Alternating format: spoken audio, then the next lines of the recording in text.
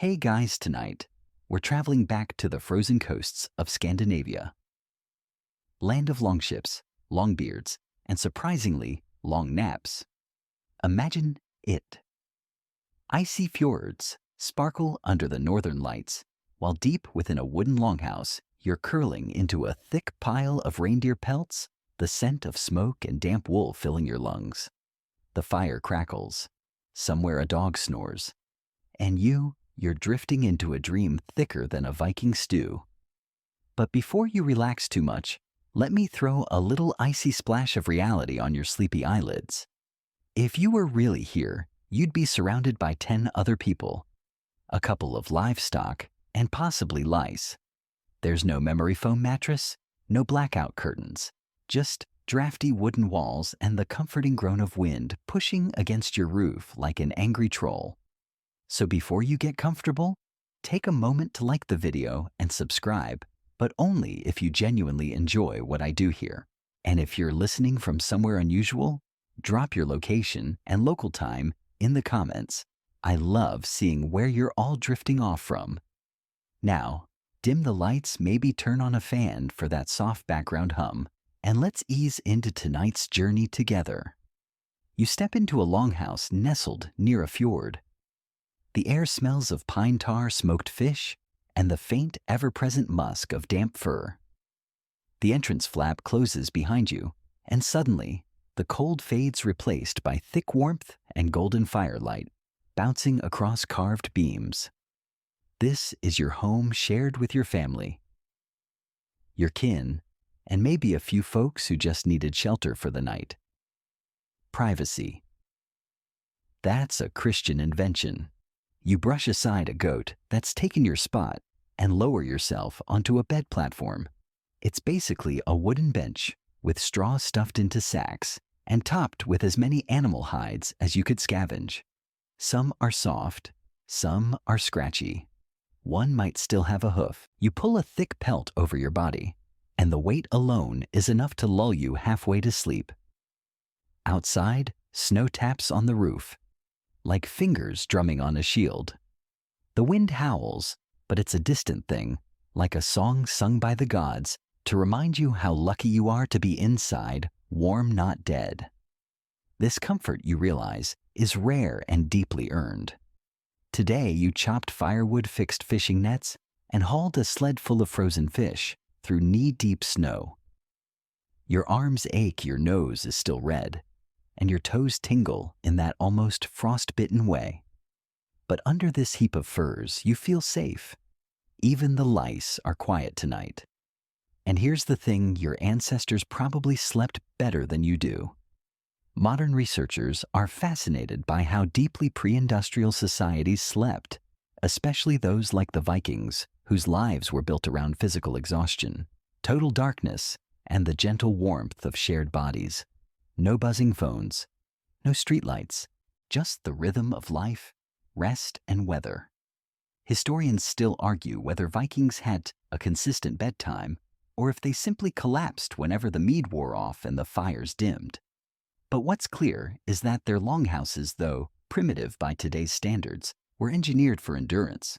Thick, turf-covered roofs, central fire pits, and smoke holes that only sometimes smoked you out of your own bed.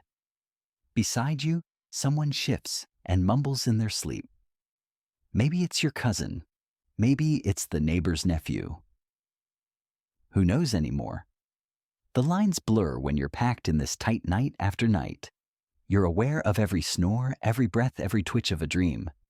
And yet, it feels oddly intimate, comforting. The kind of closeness modern city life lost somewhere between central heating and personal space. A dog pads over and curls against your feet. The goat defeated climbs onto someone else's bedding. In the flicker of firelight, you spot your mother whispering to the fire spirits as she places a bundle of herbs near the hearth.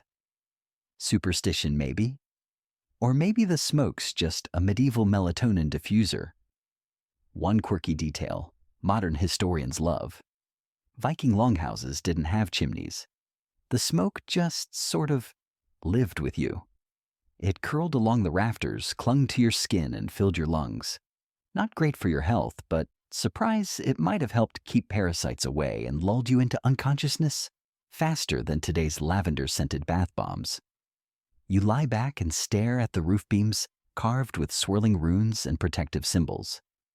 You remember the tale your uncle told over dinner about the man who dreamt of a white elk and woke up with frostbite on his ears, a sign, apparently, that he was destined to become a seer, or a lunatic. Historians still argue about that too. Your eyes flutter. The warmth presses down. A long, slow breath escapes your lips. The wind outside sounds like the ocean, or the howl of a distant wolf. Either way, it doesn't matter. You're warm, full, exhausted, and fading. And just before sleep takes you, you whisper a silent thanks to Thor, or maybe to no one in particular for not having to stand night watch tonight. You're barely aware of your own snoring, but someone elbows you in the ribs.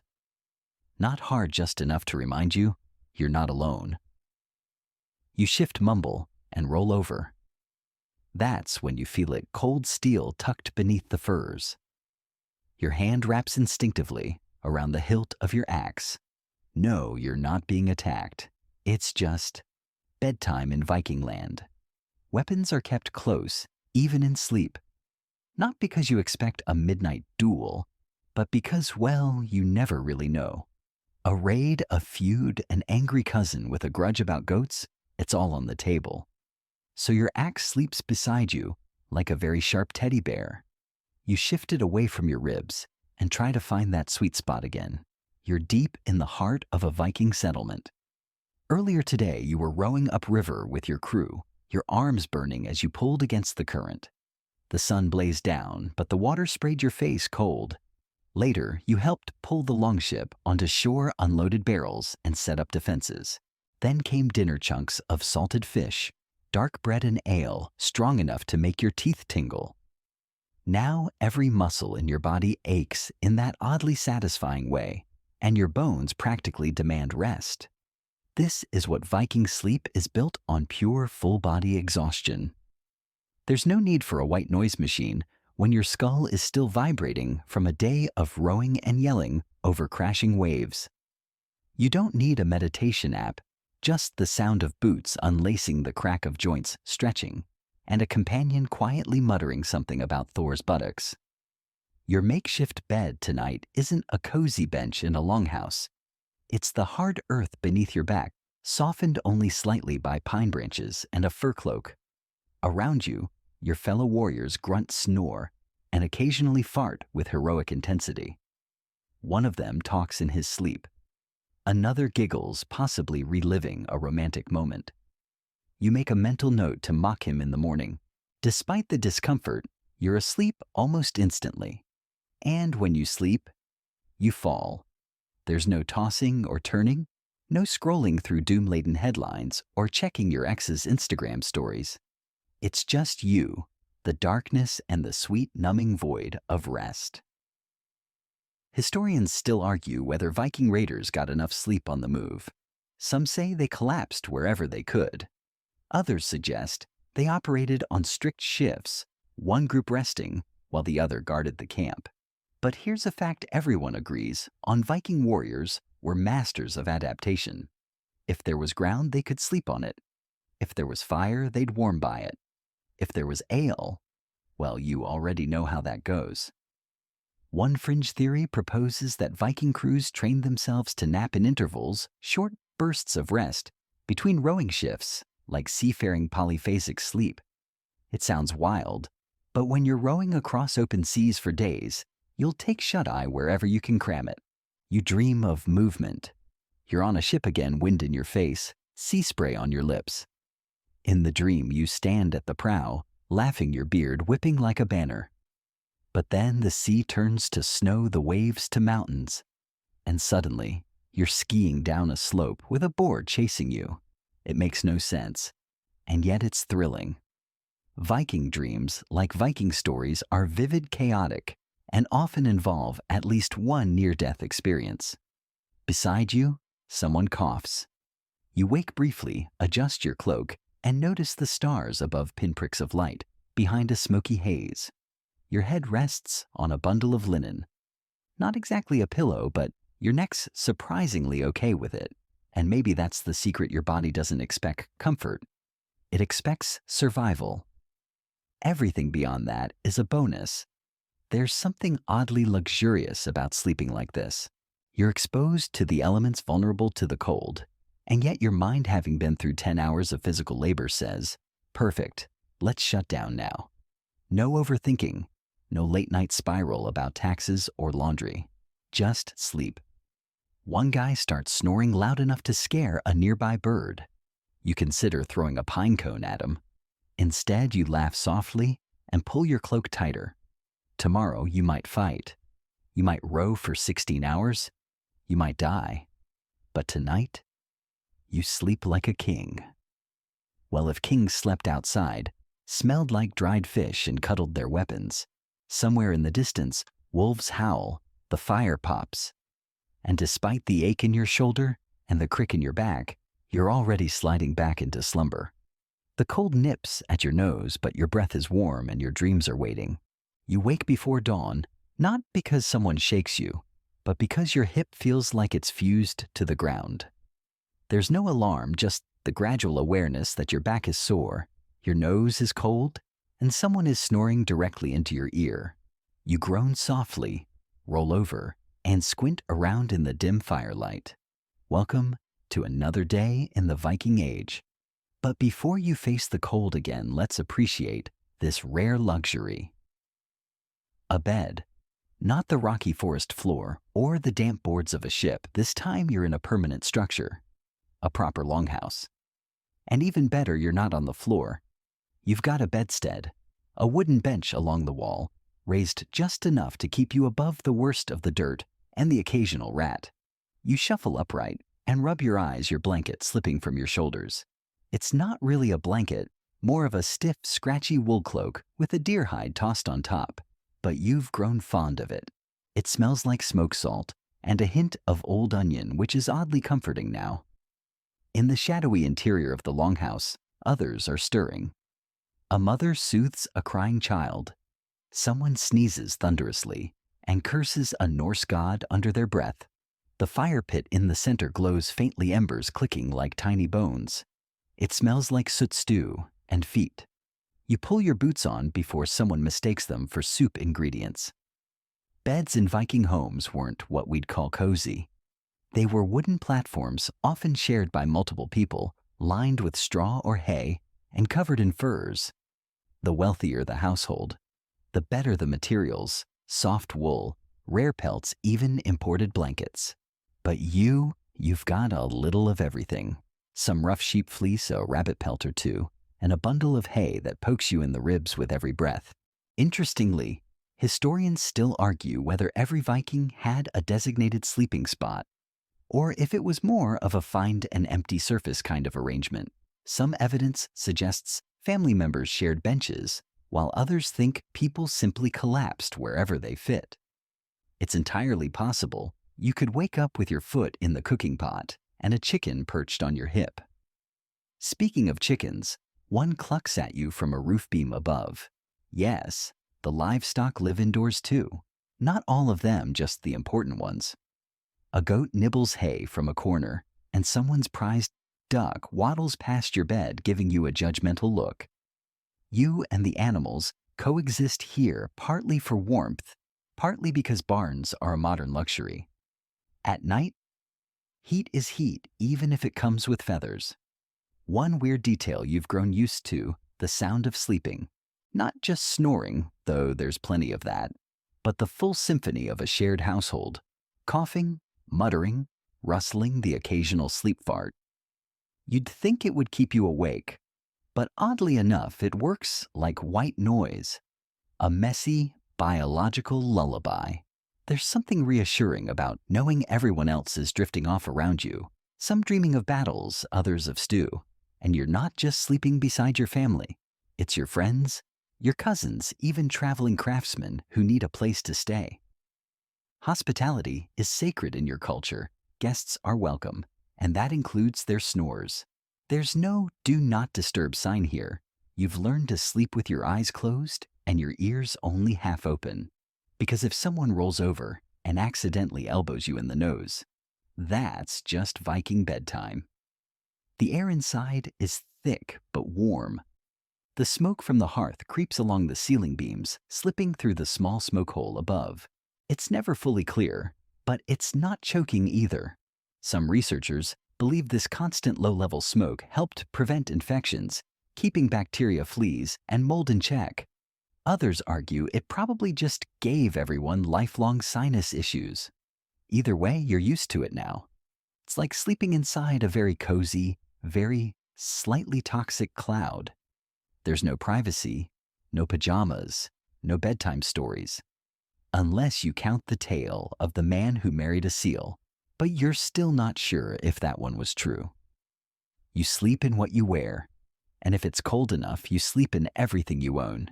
You've seen people bundle up like onions with 5 layers of wool, a leather vest, and a helmet still on their head. No one judges. Warmth is fashion. You stretch your arms and crack your neck. A faint pain reminds you that yes, your mattress is still a pile of straw, and yes, you did share it with your brother, a dog, and a rather persistent flea. But the warmth you've stored overnight will last you an hour or two once you step outside. That's the Viking way. Embrace discomfort, savor sleep, and don't waste energy complaining. Before heading out, you glance around the room. A girl is still curled in her mother's lap. An old man snores with his mouth open, his beard spread across his chest like a furry bib. Someone else mumbles in their sleep, maybe rehearsing a saga. You smile, pull on your cloak, and step into the icy morning, your breath steaming like a dragon's sigh. The sun hasn't risen, but you feel rested. And somehow that pile of straw and fur felt like the softest thing in the world. You don't sleep alone. Not now, not ever. Tonight you're back inside that longhouse, and space is tighter than a Viking's belt after Yule. Every inch of floor and bench is claimed by people. Animals, sacks of dried cod, and that one guy who insists on sleeping next to the door even in winter. You're not sure if it's bravery or stupidity, but you respect the commitment. You wedge yourself into your usual spot, a bench near the wall between your uncle, who snores like a dying walrus, and your youngest cousin who talks in his sleep about turnips. There's no pillow. Instead, you ball up your cloak and stuff it behind your head. You hear a cluck from under the bench. That's the family hen. Her name is probably something charming like Feathers or Egg Beast. You don't ask. You just hope she doesn't lay one on your face again. This is normal. Entire families, parents, children, sometimes in-laws and often guests, all sleep together in one shared space. The logic is simple and biting. Scandinavian cold body heat is survival. You press up against whoever's beside you, not for affection, just to keep your spleen from freezing. Historians still argue whether this shared arrangement was universally practiced, or if wealthier Vikings had partitioned sections or rooms. Some sagas describe bed closets, wooden box-like beds with doors that could be shut for warmth or privacy. You've never seen one, but you've heard whispers about them in the market. You imagine what it must be like to sleep without someone else's elbow in your ribs. Pure fantasy. A strange warmth builds as everyone settles in, not just from the fire, but from the sheer density of bodies. Someone shifts and farts, and you barely flinch. You're used to it. You once woke up with a sheep's tail in your mouth. After that, everything else seems reasonable. There's no bedtime routine as you'd recognize it. No brushing teeth. There's no toothbrush. No changing into sleepwear. Your cloak is your sleepwear. The day simply winds down. Voices dim. The fire is poked a final time. Someone mumbles a prayer to Thor, or maybe Freya. Then the room goes quiet, except for the crackle of wood and the rhythmic breathing of half a dozen snorers. You lay there, eyes wide in the near dark, staring at the ceiling beams. They're carved like most things in your world. Spirals, dragons, runes to ward off evil dreams. Maybe that's why you sleep so well. Your bed is basically under magical graffiti. Tonight, Your aunt sings. It's not a song really, more of a chant, soft and droning, passed down from her grandmother. It has no words you recognize, but it makes your eyelids heavy. Her voice wraps around you like another layer of fur. You remember hearing it as a baby while teething on a carved bone, back when you still thought the moon was a god's eyeball. It's easy to forget how dark it is here, with no candles lit, no windows, and just the fading glow of the fire. The inside of the longhouse becomes a shadowy cave. Your pupils strain. You start to imagine faces in the smoke stains above God's giants, your ancestors all whispering goodnight. It's half comforting, half terrifying. And this brings us to an odd, but real Viking bedtime companion livestock. Goats, chickens, even the occasional calf were brought inside during cold seasons. You once had to share a bed with a newborn lamb. It peed on your ankle. You forgave it. Warmth is warmth. Modern people might find this strange, sleeping with your entire family and your animals in one room, but for the Vikings, it made perfect sense. It wasn't just tradition. It was smart architecture. These longhouses had thick walls, turf roofs, and strategically placed sleeping areas to trap heat. And every warm body counted. A cow's body heat can warm a room by several degrees, which explains why you're never truly cold, even if your toes occasionally turn blue. You've learned to sleep through anything. A baby's wail, a drunken neighbor collapsing onto your legs, a midnight argument over who stole whose mittens. You once slept through a minor roof collapse. Now, if it's not accompanied by screaming, you barely twitch. But the weirdest thing, you kinda love it. The closeness, the noise, the warmth. It feels like you're part of something ancient and important, like a human battery plugged into a family-sized charger. Every breath around you is a lullaby. Every snore a reminder that you're not alone in this freezing, unpredictable world. One of your cousins rolls onto your arm. You grunt, move it, and keep your eyes closed. She mutters something about wolves, then quiets. Maybe she's dreaming. Maybe you are. Because just as your breath slows and your limbs go heavy, the longhouse seems to fade away. You're floating not on straw, but on air, surrounded by darkness that feels gentle, not frightening. And in that space, you sleep. Deeply, peacefully, Viking style. You twitch awake. Something isn't right. For a moment, the longhouse is still. The fire has dimmed to glowing coals, and the smoky air curls lazily near the ceiling. But your heart is racing. Was it a dream? You close your eyes again, and there it is. A low rumble, a voice, or maybe thunder.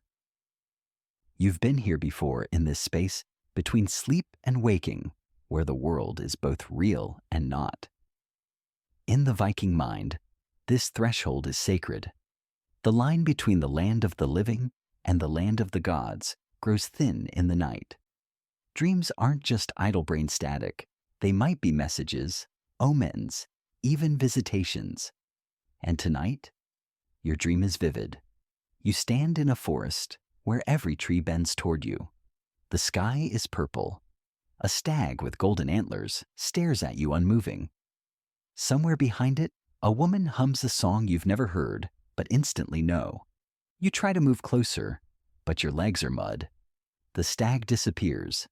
The forest breathes, then nothing.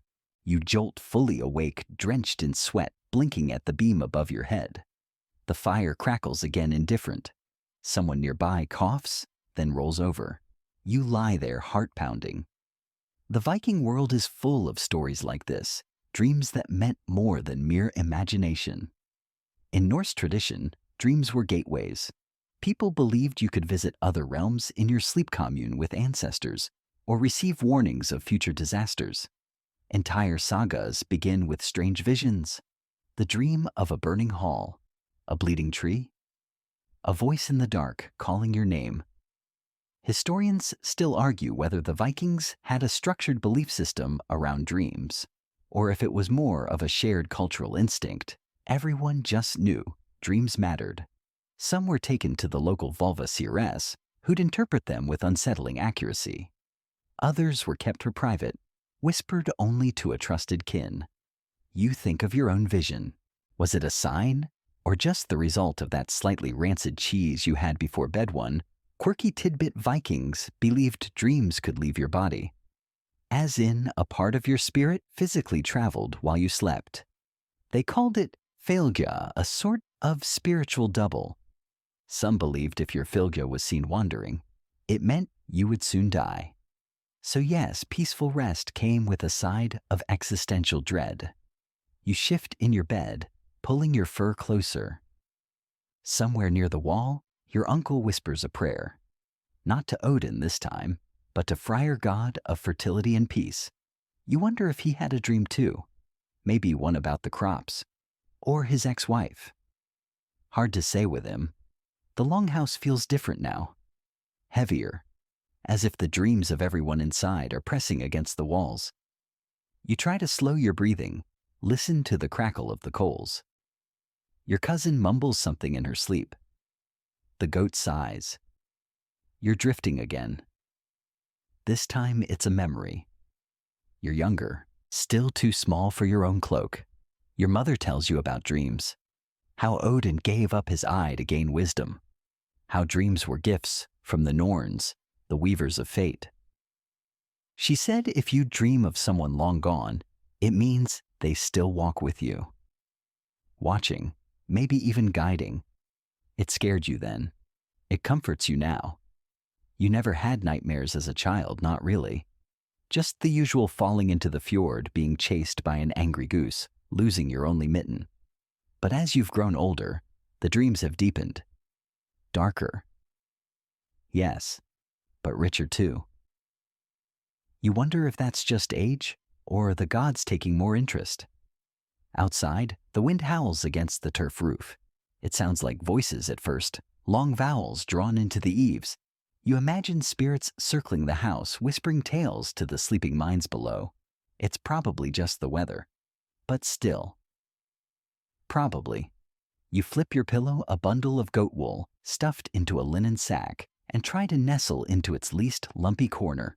Your body aches from the day's labor, but your mind is alive. Too alive. Your dream lingers like smoke in the rafters. You remember your friend Haldor, who once dreamt of a whale swallowing the sun. He told everyone about it. The village elders said it meant Haldor would become great.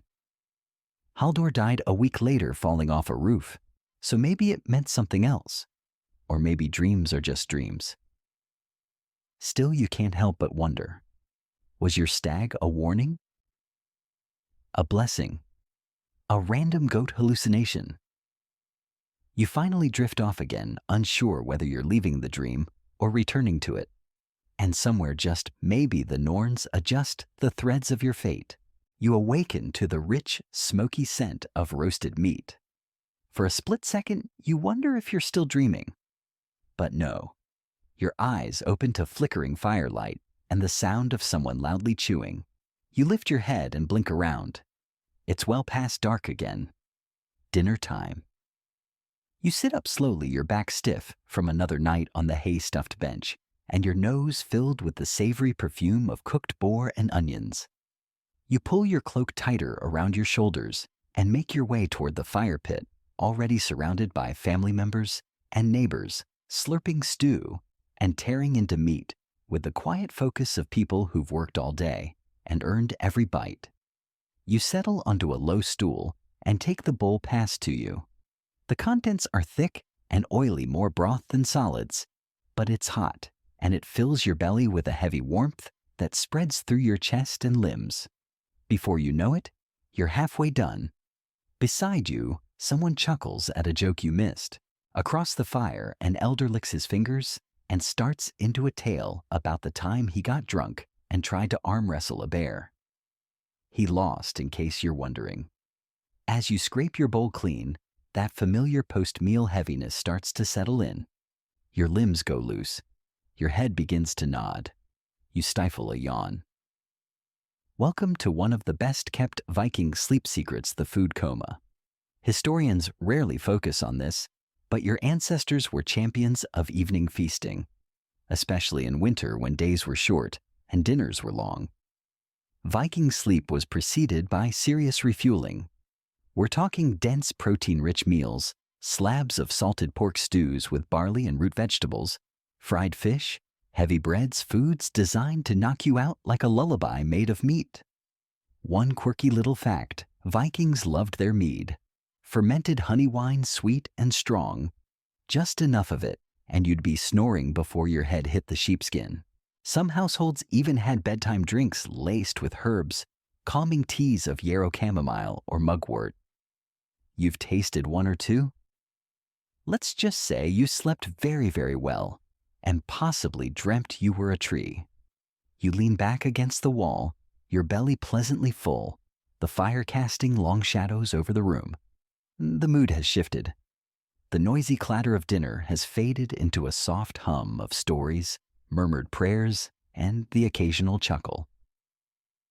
Everyone's winding down now. The air smells of wood smoke, sweat, cooked onions, and sheep.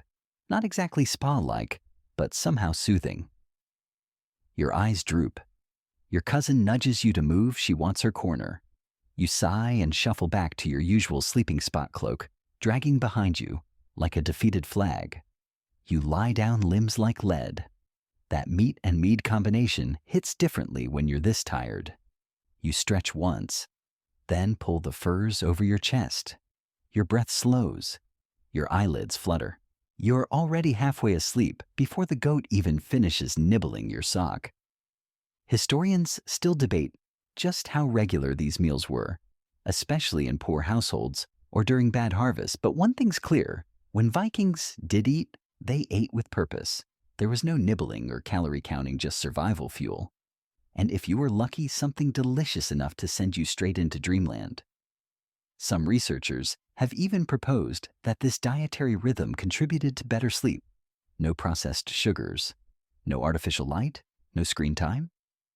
Just real hearty food, a warm fire, a belly full of barley, and a body too tired to resist. The body digested, the mind unwound, the house quieted. Even in sagas, you'll find characters eating before sleep, a final meal before a long voyage, a feast before battle, bread before a dream quest. Food was more than sustenance, it was a transition, a bridge from wakefulness to rest. You smile faintly, eyes closed now. Your uncle starts snoring.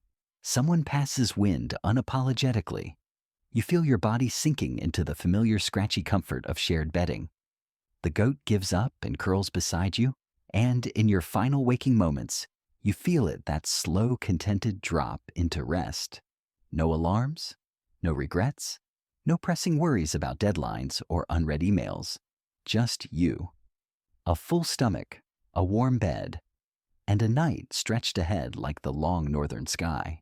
The melody begins softly, almost too faint to notice. A low hum rises from the far side of the longhouse, weaving through the smoke and shadows like a ribbon of warmth. It's your grandmother's voice, cracked with age but steady. She sings without words, just a drifting tune passed down like heirlooms.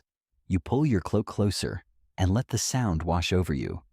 It doesn't ask for attention, it just exists. Like firelight or the smell of ash, it curls around your ears, draws the tension out of your shoulders, and smooths the edges of your thoughts.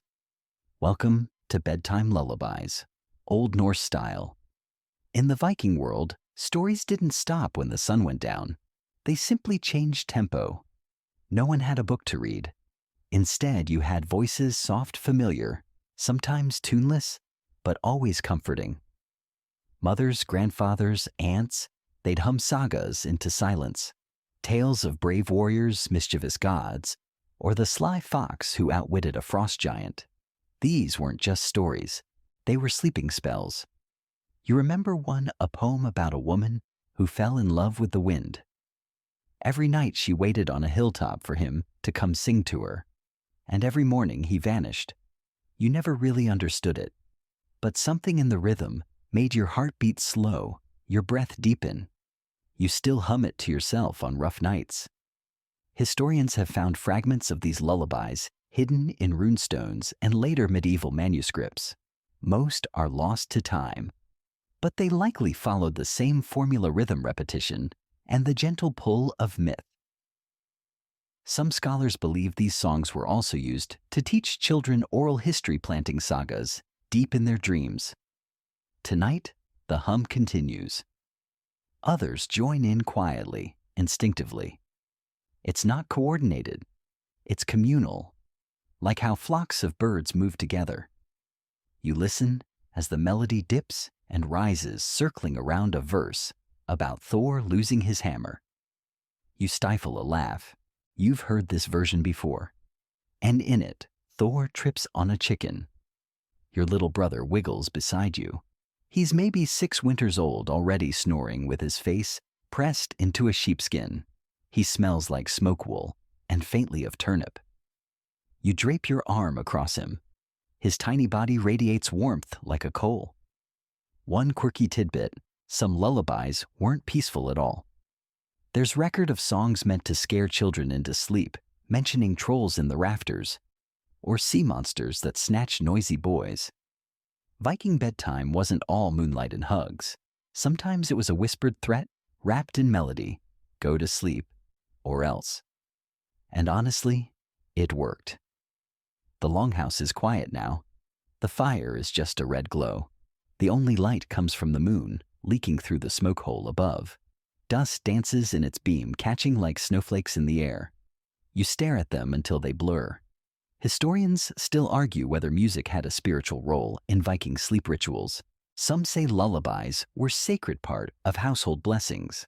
Others believe they were simply practical, a way to soothe children and keep the peace. But the truth might lie somewhere in between. In a world where gods walked among men and fate was stitched by unseen hands, every whispered note had weight. You shift slightly, careful not to wake the boy. Your bed isn't soft, but your body has adapted. Every lump in the straw is a familiar landmark now.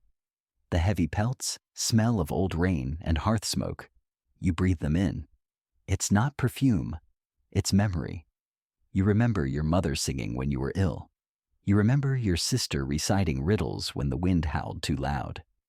You remember the night your father came home with a broken hand and still hummed your favorite saga before bed. Teeth clenched in pain. Sleep in this world isn't just rest. It's a passage. The music greases the way. And just before sleep fully claims you, the last voice you hear isn't your grandmother's. It's your own humming that wind lover's tune into the folds of the night. Darkness reigns outside, deep and complete. No moon, no stars, just the thick frozen black of a Scandinavian winter. The kind of darkness that swallows your breath and numbs your fingers before you reach the door. But inside the longhouse, it's a different world. Warm, close, and hushed. You're not alone in waking. The old man near the hearth stirs and coughs. Someone else rolls over with a grunt. But no one says a word. They don't need to. You all know what this is. It's the long winter night. And you're only halfway through it. This might be the part of Viking life that shocks your modern brain the most. The sheer length of sleep. In winter, when daylight lasted barely 6 hours and twilight stretched forever. You didn't just sleep, you lived in sleep. Historians still debate whether the Vikings followed a biphasic sleep pattern. 2 separate chunks of rest, split by a short period of wakefulness. There's no written Viking manual that spells it out, but clues from medieval European sources suggest it was common. First sleep, middle waking, second sleep.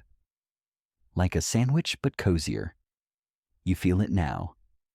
That strange quiet clarity that comes after the first sleep. You're awake, but not really up. You don't move much. Just breathe slowly and listen. Around you, some people snore on. Others have risen slightly, sitting cross-legged in their cloaks, warming hands near the fading fire. One woman mutters a prayer to Frigg. A man feeds a log into the hearth without speaking. A child whimpers, soothed back to sleep with a few gentle taps on the shoulder. You're not quite sure why you're awake, but it doesn't feel wrong. It feels normal, like your body knows something your mind hasn't caught up with yet. In this in-between time, strange things can happen. This is when stories are told in whispers, when secrets are shared over embers, when the boundaries between worlds blur. One fringe belief whispered by old women in the village is that the gods themselves walk during this middle night, not boldly, but quietly, stepping through shadows, listening to dreams, nudging fate. If you're awake, then it's a chance to feel closer to them, or to hide from them depending on how you've behaved. You sit up and rub your face. Your breath fogs the air. The fire has dimmed, but still holds life. You shuffle over, careful not to trip over a fur-covered cousin or the ever-present goat. The warmth kisses your cheeks as you stretch out your hands. It feels like dipping into a warm stream. Someone hands you a mug. It's warm. You sip herbal broth, bitter but soothing. Possibly pine needles, possibly socks. Either way, it settles your belly. This quiet moment is a gift. There's no labor yet, no chores, no yelling or arguing or hauling buckets of fish. Just rest and firelight and the occasional creak of wood as the house breathes. And then, slowly sleep returns. You lie back down. No fuss, no ceremony, just the soft sigh of bodies returning to slumber. This second sleep is deeper, heavier, like sinking into snow without the cold. You dream again, this time of rivers wide and dark, with longships sailing silently beneath northern lights. You're at the helm alone, and the boat knows exactly where to go. You don't steer, you just ride. The wind hums like a lullaby. The water whispers your name. It's not scary, it's beautiful. Historians argue whether these long Viking nights improved health or frayed the mind. Some believe the extended rest helped bodies heal and minds wander. Others suggest that too much darkness led to melancholy and strange behaviors. But maybe that's the point. When you live by firelight, you get to know the shadows, and maybe even make peace with them. You exhale slowly, feeling your body grow heavier. The fire crackles again, sending one last spark skyward before fading. The goat curls tighter at your feet. A child nearby snores like a piglet. You are fully wrapped in darkness now, not the kind you fear, but the kind that soothes. The kind that makes you feel small, yes, but also timeless. You are one heartbeat among many drifting on a sea of dreams. The second sleep carries you deeper, and this time you don't wake until the light returns. When you wake, it's not because the sun is shining. In fact, the sun won't appear for hours. Instead, it's the cold that pulls you from sleep, the subtle shift in temperature as the fire dwindles and the shared warmth of bodies starts to drift apart. Your breath is a cloud. The tip of your nose is numb. Someone next to you groans softly, and a heavy limb thumps the floor as they shift, pulling their cloak tighter. You blink into the dim ash-colored light, filtering through cracks in the turf roof. You're still wrapped in furs, but your toes are stiff. You move them one by one, like waking up small animals from hibernation. Somewhere across the room, a pot clanks, and someone curses your uncle, no doubt trying to coax life back into the fire. You don't get up yet. You know what's waiting, frost? The kind that clings to the inside walls, the kind that turns your bootlaces into sticks. So you stay where you are for a moment, longer, savoring the last heat radiating from the goat curled near your knees. He's still asleep, the lucky beast. The cold is a constant companion in your Viking life. No insulation, no radiators, just furs, fire, and flesh. But you've adapted. You know which wool is warmest. You know to sleep with your boots near the fire pit upside down so the mice don't move in. You even know how to judge the weather by how stiff your joints are when you wake. Snuggling. Yes, even between battle-hardened warriors is not optional. It's survival. You've huddled with cousin shipmates, and even that one guy who always smells faintly of fermented herring. Dignity. Not when it's -30. Affection may be, but mostly It's just about not turning into a meat popsicle. One quirky survival trick: you stuff moss into your boots before bed. It helps with insulation and also absorbs moisture. Sure, it's gross, but so is frostbite. You choose moss. You finally rise your cloak heavy with sleep and smoke. The floor is icy against your feet. You hop across it like you're being chased by spirits. A thin layer of frost clings to the wooden beams, and your breath hangs around your face like mist. You join your uncle at the fire. He grunts in greeting and pokes at the coals. It's a slow process, adding dry moss, then splinters, then tiny twigs. You cup your hands around the flickering flame, feeling sensation creep back into your fingertips. The heat is small but precious, like a promise that yes, you will survive another morning. Historians still puzzle over just how Vikings managed to endure such brutal winters. The longhouses were cleverly designed, narrow and long, to concentrate warmth. Roofs were steep to shed snow, and the thick turf covering provided a natural layer of insulation. But even so, it was cold. Always cold. There are tales of people sleeping with heated stones wrapped in cloth. Others say the wealthiest Vikings had large fur-lined canopies, almost like personal tents within the house. You've never seen one, but you've always dreamed of it. Maybe in your next life.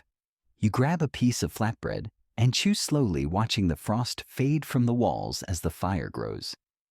Others begin to stir. A child shivers and burrows into their mother's side.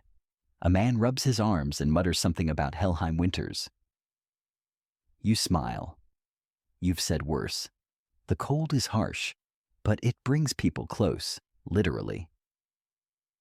You can't survive it alone. You share heat, food, space stories.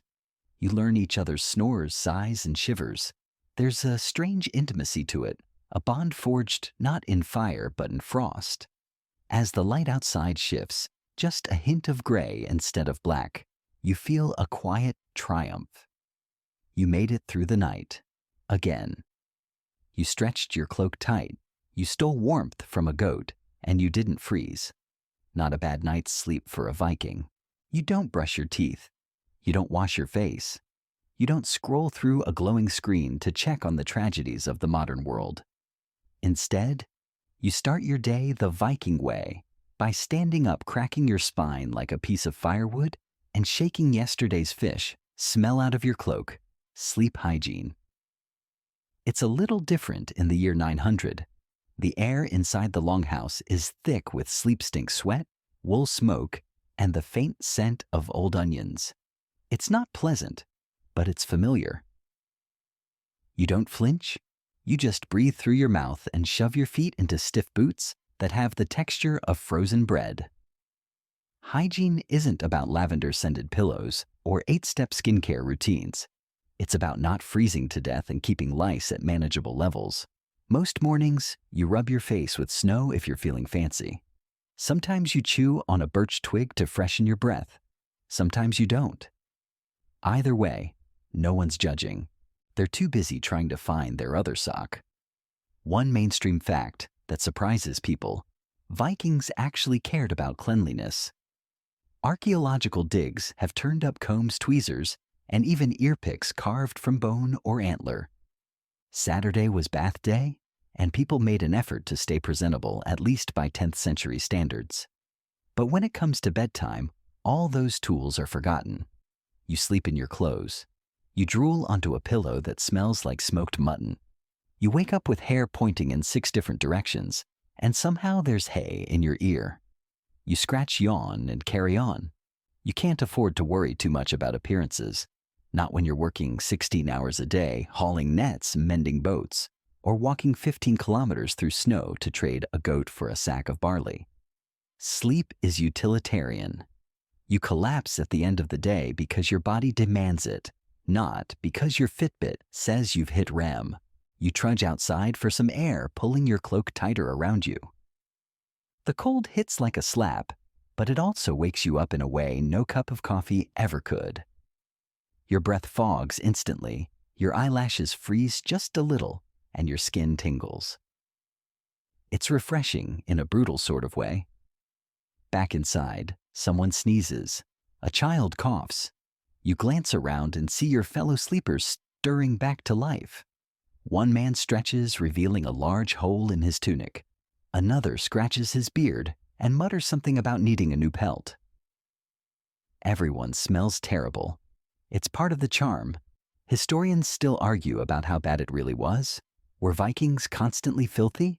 Or did they simply have a higher tolerance for natural odors? The truth likely lies somewhere in between.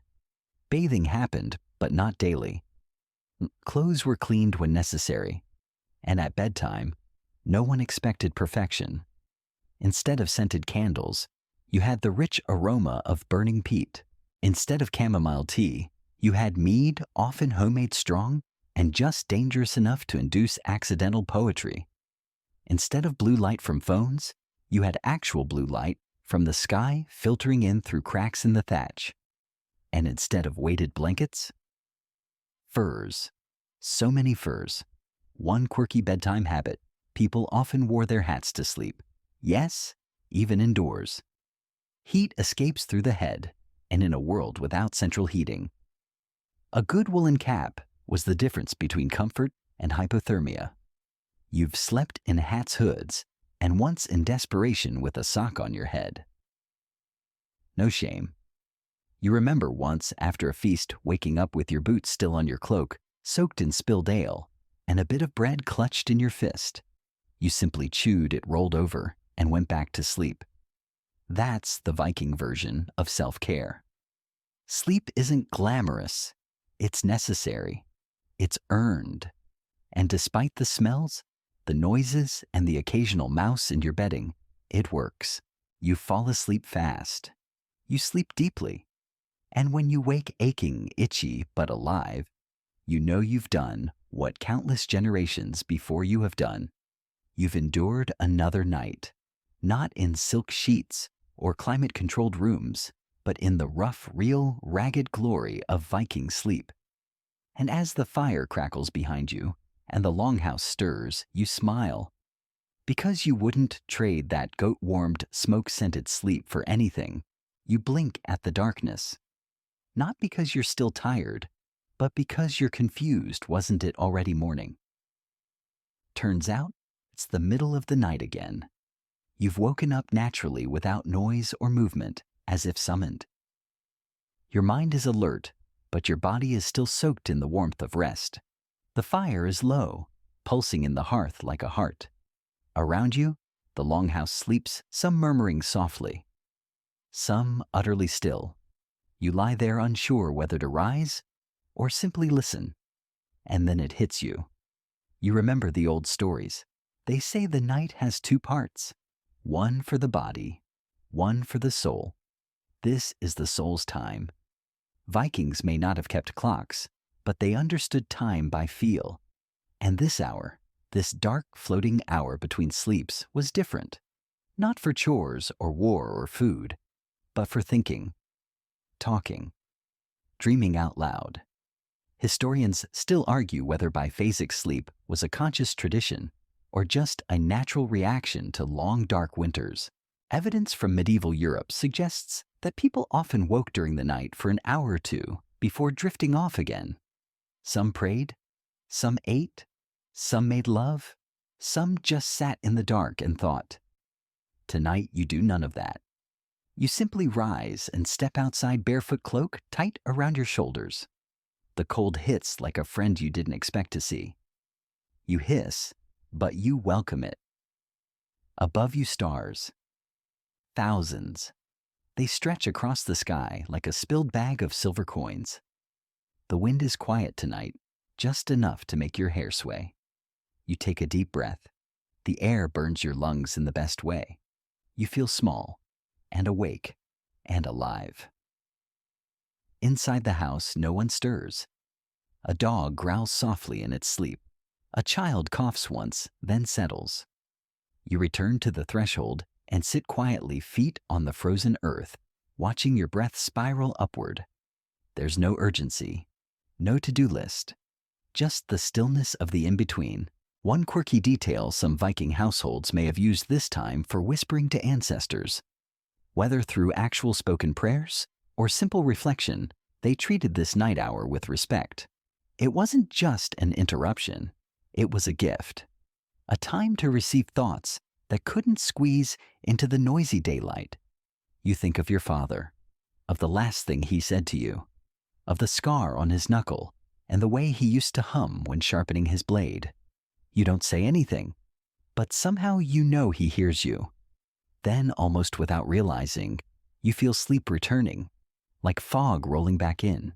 Your limbs grow heavy again. Your breath slows. Your thoughts dissolve into nothing. You slip back inside and curl into your spot. The fur is still warm. You nuzzle into the sheepskin and adjust the corner of your cloak. Someone beside you grumbles and rolls closer. Their foot brushes yours. You don't flinch. This time sleep comes quickly. It's not the exhaustion sleep from earlier. This is gentler, deeper, like sinking into a second world. You dream, but you don't remember what. Only that it felt important. And in the silence of the longhouse, you join a chorus of breath rising and falling in perfect ancient rhythm. The sea rocks beneath you slow and steady like a giant's breath. Wood creaks. Rope snaps softly against the mast. A gull cries somewhere above, though you never see it. Your eyes are closed, your body swaying with the longship, and against all odds you're sleeping. That's right on the open ocean, wrapped in nothing but your cloak and a borrowed fur with only the stars overhead, and a deck full of snoring warriors beside you. You've managed to fall asleep, and you're not the only one. Sleep at sea isn't something you expect to find in Viking life, but you'd be surprised. These voyages could last weeks with days of rowing storms, salt spray, and icy winds. You can't just stay awake the whole time. You'd die, or worse, get cranky. So you adapt. You learn to sleep sitting up, leaning against a shield or a coiled rope. You find stillness in the rhythm of waves. You use your helmet as a footrest, and you learn to ignore the smell of seaweed and damp wool. Historians still argue about how Vikings actually slept on their longships. Most agree there were no bunks or cabins, just planks, fur cloaks, and whatever padding you could scavenge. Some theorize there were shifts, half the crew rowing while the other half slept. Others believe you just grabbed sleep in scraps, an hour here, a few minutes there, like wolves resting with one eye open. You're a few days into a voyage now, heading west toward foreign shores and uncertain welcome. Your arms are sore, your legs are cramped, but somehow your mind is calm. The stars above you seem to hum. You shift slightly your back, pressed to a barrel of smoked fish, and let your body rock with the waves. One fringe theory even suggests Vikings may have used sleep songs on ships, low rhythmic chants, to soothe the crew or help rowers fall into sync. You've heard your captain mumble old verses at night. Maybe it's for comfort. Maybe it's to appease the gods of the sea. Or maybe he's just bored. Hard to say. You dream strange salt-filled dreams out here. Dreams of whales with human eyes, of islands shaped like swords, of your mother's voice calling you from beneath the waves. It doesn't scare you anymore. Ocean dreams have their own logic. Someone nearby shifts. You open one eye and see another warrior curled beside a sack of grainmouth, wide open, drooling like a newborn. You smile. There's something oddly peaceful about all this. The shared discomfort, the sleep found in impossible places, the sea wrapping you in its rhythm like a lullaby whispered by wind and water. It's not glamorous. Your clothes are damp. Your beard is stiff with salt. You haven't seen a tree in days. But you're surviving and sleeping. That alone is impressive. You remember once being told that sailors never truly sleep, that their souls stay half awake scanning for storms or sea monsters. Maybe it's true. Maybe that's why you sometimes wake with your heart racing even when all is calm. But for now, you're safe. The sea is quiet. The stars are steady. You close your eyes again, letting the creak of the mast and the soft slap of water against wood carry you down into another hour of stolen rest. And as the longship glides across the endless dark, you dream not of gold or battle, but of stillness, of warmth, of land. You can't sleep. It's one of those nights your body is tired, your eyes are heavy, but your brain is running around like a drunk blacksmith. You toss, you shift, you curse your cloak for being both too warm and not warm enough, and you're not alone. In the quiet dark of the longhouse, you hear others stirring. Someone sighs loudly. A man 2 benches away sits up and mutters to himself. Across the room, a woman lights a small oil lamp and pulls out her carving knife. Yes, she's whittling at midnight. You admire her commitment. Insomnia isn't new. Even in the Viking Age, people had trouble sleeping. They just didn't blame it on caffeine or blue light. Instead, they turned to something older magic. You've tried the basics, stuffing moss under your neck, tucking your hands between your knees, counting how many holes are in the roof above your bed. Nothing works, so you sit up and reach for the small leather pouch at your side. Inside herbs. Not just any herbs, this is your grandmother's sleepy blend. Dried chamomile, crushed valerian root, a hint of mugwort. You sprinkle it onto a hot rock near the fire and breathe in the rising scent. It's sharp, earthy, bitter. It makes your eyes sting slightly. You breathe deeper. One quirky detail: Vikings believed that sleep could be summoned like a friendly spirit. Some chanted small incantations before bed. Others left small offerings, like honey or milk, to household spirits in exchange for peaceful dreams. You once saw a woman tap the walls 3 times before lying down. She claimed it warned away the Natmara, a night hag, who rode people's chests and stole their breath. You laughed at the time. You don't anymore. You lie back again and stare at the ceiling beams, still awake. In moments like this, your thoughts go strange. You wonder if your goat is cold. You wonder if your brother snores louder than you remember. You wonder if Odin ever had insomnia, and if so, what he did about it. Probably stared into the void and created a new species of raven. Historians still argue how much magic truly influenced Viking daily life, especially around sleep. Was it just folklore? Or did people genuinely believe their dreams were manipulated by gods and spirits? The sagas suggest it was both faith and practicality, woven together like threads in a cloak. You shift again this time, wrapping your cloak over your head to block the dim glow of the coals. It helps. The world goes darker, quieter. Your breath warms the small pocket of air around your nose. And then you hum, not loudly. Just a little melody barely audible, a tune your mother used to sing when you were sick. Something about wolves and stars. It's off key, but it works. The tension starts to leave your shoulders. Your mind stops racing. Your heartbeat slows. That's the thing about Viking rest. It's not about silence or perfect conditions. It's about making peace with the night, even when it won't leave you alone. Eventually, your thoughts drift. You forget what you were thinking about. Your limbs grow heavy. Your mouth opens slightly. You fall asleep, mid-hum the final note, fading on your breath. And as you slip under again, you swear you hear someone whisper a blessing in the dark. Maybe a friend, maybe a god, maybe just your own dream talking back. You dream of fire. Not the kind that warms your longhouse or cooks your stew. This fire dances across the sky, roaring and crackling without heat. It has a voice deep and slow, like ice groaning. It tells you a name you don't recognize, then fades, leaving only the sound of a tree burning in the wind. When you wake, your heart is thudding in your chest. Not from fear, at least, not exactly. It's that feeling again. Like something just tried to speak to you. Something important.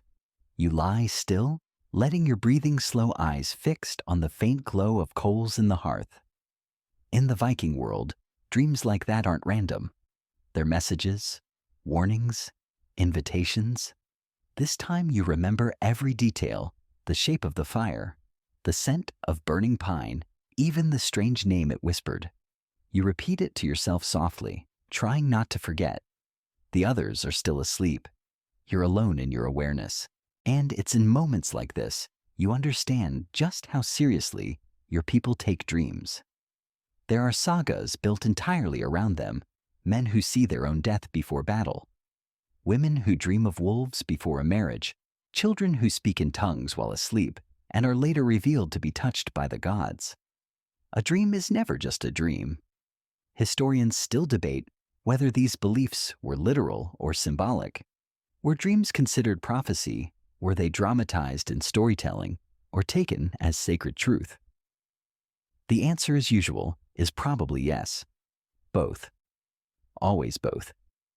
You sit up, rubbing your face. The air is cold. A log collapses in the hearth, sending a shower of sparks into the ash.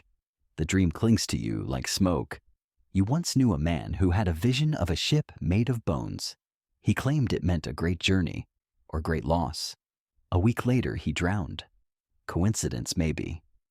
Or maybe the sea was already whispering to him. One fringe belief still whispered among the oldest women is that some dreams aren't yours. They're given to you by the gods, by spirits, by ancestors with unfinished business. When this happens, you're expected to act, ignore it, and you might bring misfortune not just to yourself, but to your entire kin. You don't know if your dream was like that, but you're not about to risk it.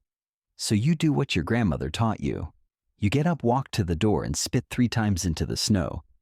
It's symbolic, a way of saying, I heard you, now leave me alone. Then you mutter a line of old words, half remembered and half invented, and step back inside. It feels foolish, but also not. You lie down again. The warmth of your bed is a shock after the night air. You curl tightly, pressing your fingers to your lips, as if to hold the dream in, or keep it out. This isn't the first time you've dreamed something strange, and it won't be the last. One time you saw your brother standing knee-deep in red snow. You didn't speak of it for days. When you finally did, he laughed, but 3 weeks later, he slipped during a hunt and nearly bled to death. He didn't laugh the next time. These moments live quietly in the Viking mind, not as fear, but as fact. Dreams shape action. They guide choices. A man might call off a raid because of a vision. A woman might refuse a suitor because of a dream of wolves. The Norns, after all, are always weaving.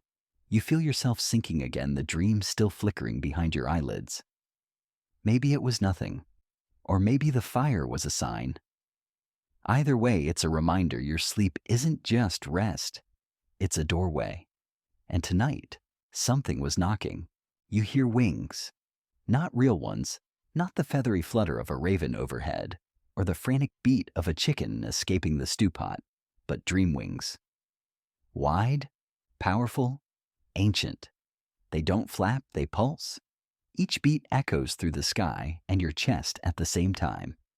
And then she appears, a figure of impossible calm. Armor gleaming, spear in hand, and yes, wings that glint like forged silver. A Valkyrie. She doesn't speak. She doesn't need to. You already know what she's here for, and you're not afraid. In Viking, sleep death doesn't come quietly. It visits boldly on horseback, or with wings during dreams that feel more vivid than real life. Some believe Valkyries were just myth. Others swear they saw them before their brothers fell in battle. You're not in a war, not tonight, but here she is, watching you with a gaze that could slice through chainmail. She points once toward the horizon, then vanishes. You wake slowly, blinking against the pale light filtering through the thatch. You're not dead. At least not yet. Your fingers work. Your toes wriggle. The fire still smolders nearby, but your heart is pounding. Your skin is cold. Was it a vision? Or just too much mead? Historians still argue whether Valkyries were seen as literal warriors of the gods or dream figments used to explain sudden death and destiny. But in sagas, they are real messengers of Odin, choosing who lives, who dies, and who feasts in Valhalla. You sit up slowly and glance around the longhouse. No one else stirs. Just the quiet crack of wood, the deep sigh of someone shifting in sleep. And yet you feel watched, not threatened, just noted. There's a saying among the elders: if a Valkyrie visits your dream, change your path or sharpen your blade. You don't know which option this is, but you feel different now, as if something in your sleep rearranged the pieces of your life. You've never been afraid of death, not really. It's expected, especially in a world of raiding feuds and bear attacks. But until now, it always seemed far off, abstract. Last night, it had a face. You rise and walk to the door. The air outside is silver with frost, and the fjord glows dimly in the first blush of pre-dawn. Everything feels sharpened, closer. You half expect to see a figure on the hill watching, but it's just snow, just stillness. Back inside, you crouch beside your cousin and quietly borrow a piece of flatbread from his stash. He'll blame the goat. You chew slowly, watching the coals. The dream still clings to you, like morning fog. One fringe belief that Valkyries didn't only come for warriors. Sometimes they came for seers, or for those standing at a turning point. The dream might not be about death, but about choice. A fork in your story. A reminder that the gods are paying attention. You lie back down, but not to sleep. Instead, you stare at the ceiling, tracing the beams, with your eyes thinking about what you saw. Her face, her wings, her silence. And you wonder, what would it feel like to die in glory, to be lifted from the battlefield by one of them? To ride with her to a golden hall beyond the clouds? You're not there yet. But maybe one day. For now, you pull the fur back over your shoulders and close your eyes.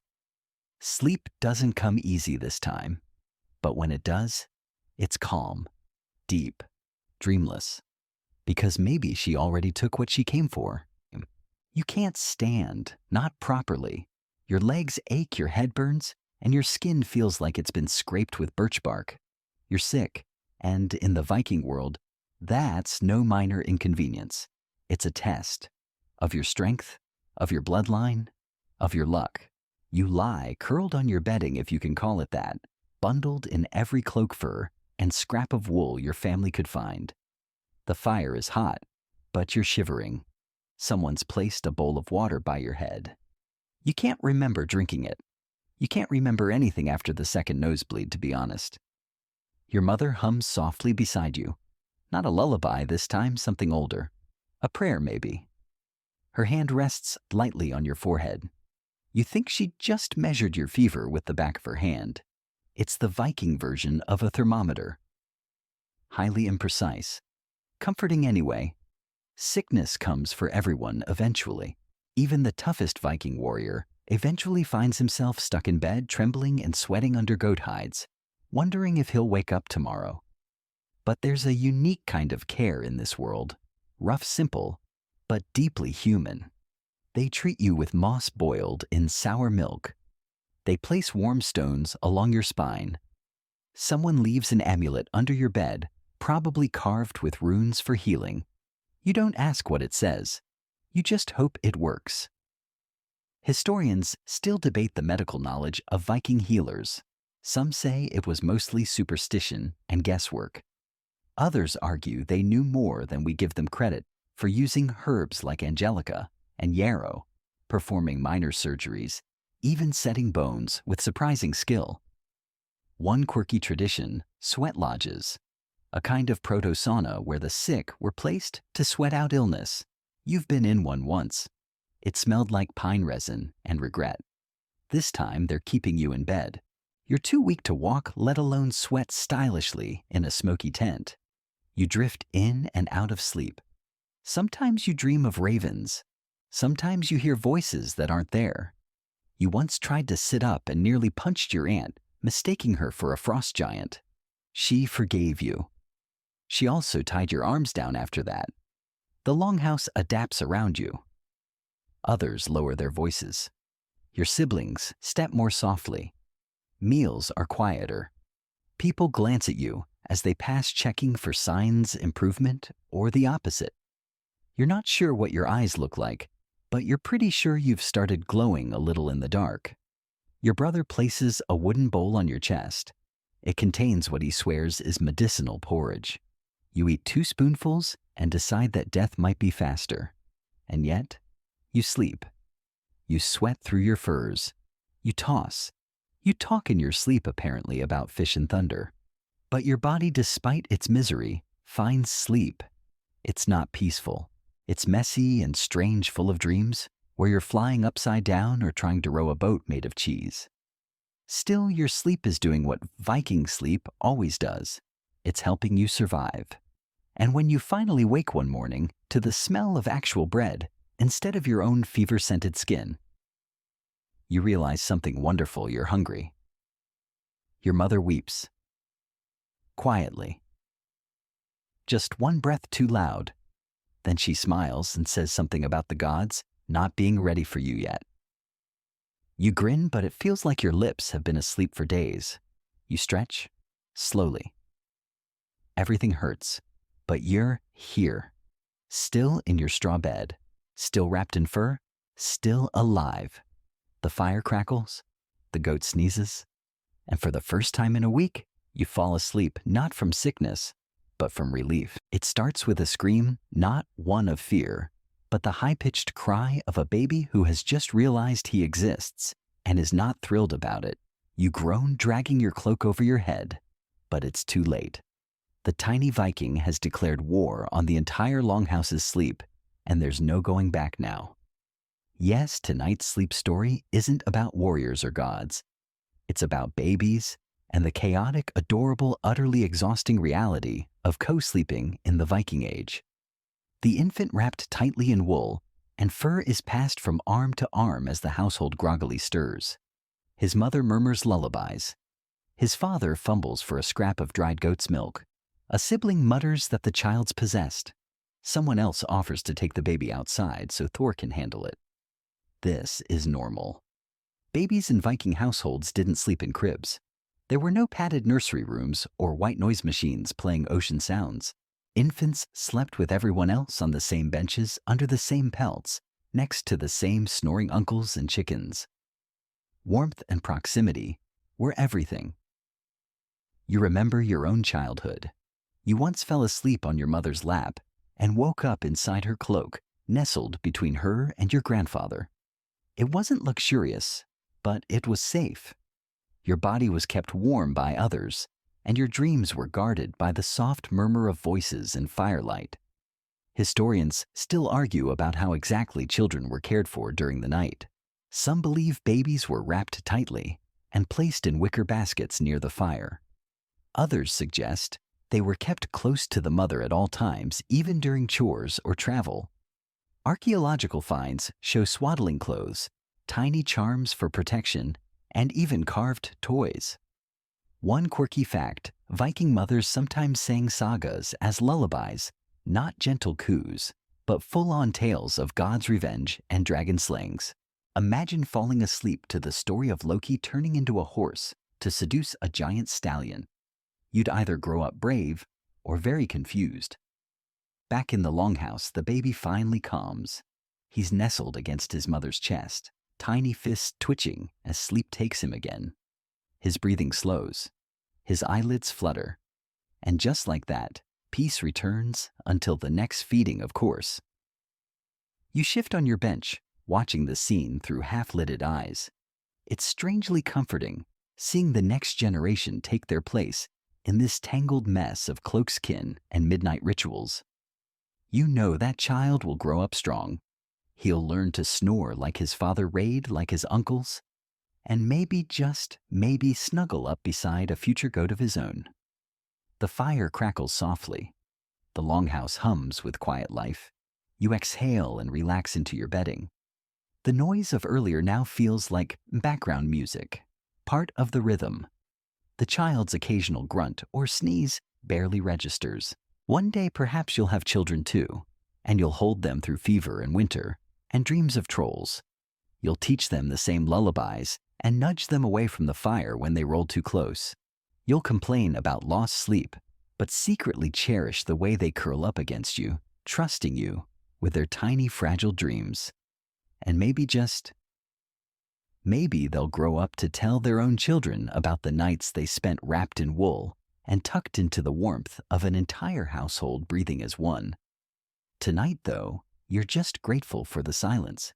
You close your eyes, listening to the baby's gentle snore, softer than any lullaby, and let it carry you into the soft dark once more. You didn't plan to sleep here.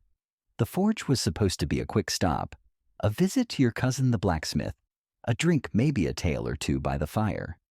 But one drink became three, the fire was warm, and now you're waking up on a bed of soot-streaked straw with a horseshoe imprint on your cheek.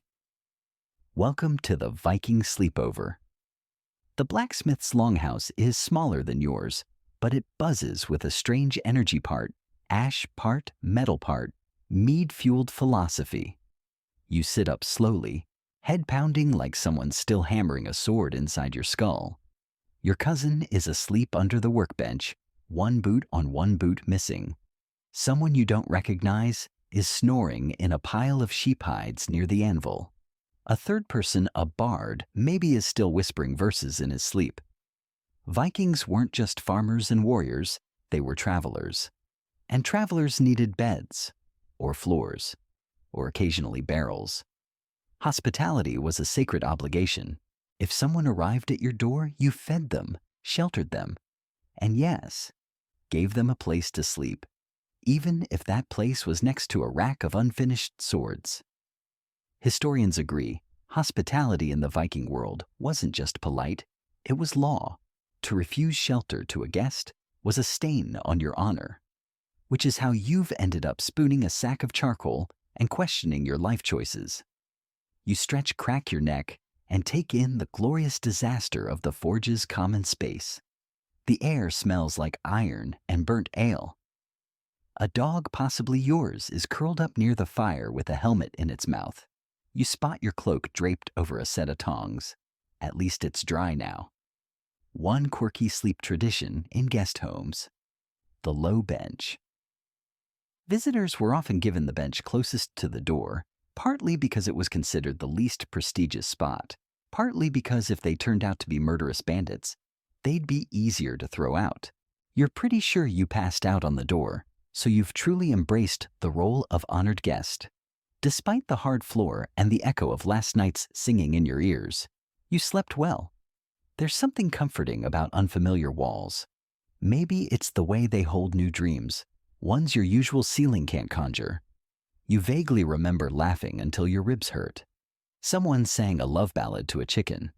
Someone else recited a saga backward. You're not sure any of it was real, but the sleep that followed felt earned.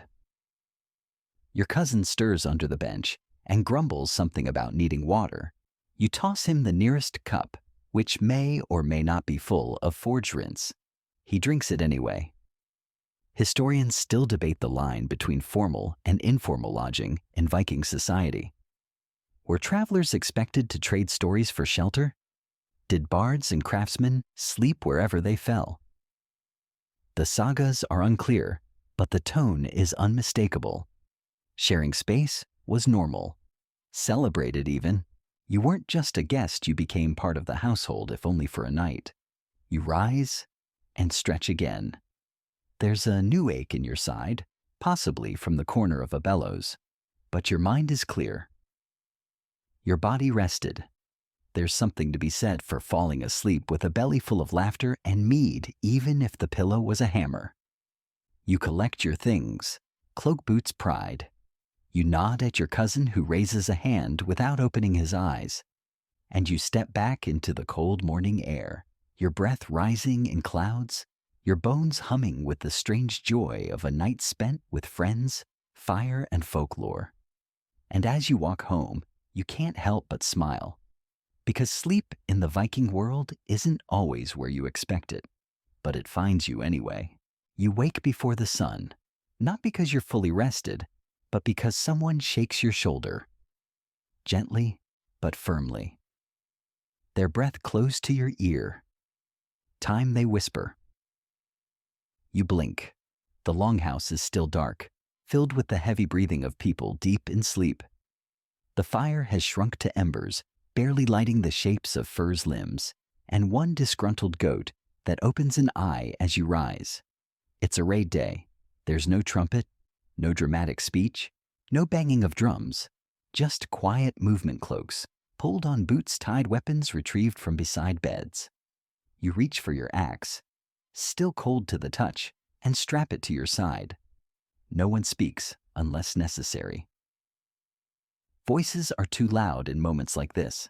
Sleep before a raid is a peculiar kind of rest. It's not peaceful, but it's deliberate. You force your body to surrender.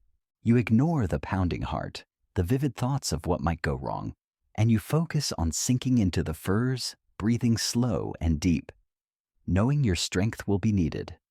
And when you're woken, you move like a shadow. Historians have long speculated how Viking warriors prepared the night before battle. Some sagas suggest prayers. Others mention rituals, oaths, taken by firelight, blood smeared on the blade charms sewn into cloaks. But one consistent theme: quiet. Not fear exactly, but focus. A kind of calm born of repetition and danger. You step outside into the pre-dawn dark. The air slices your face.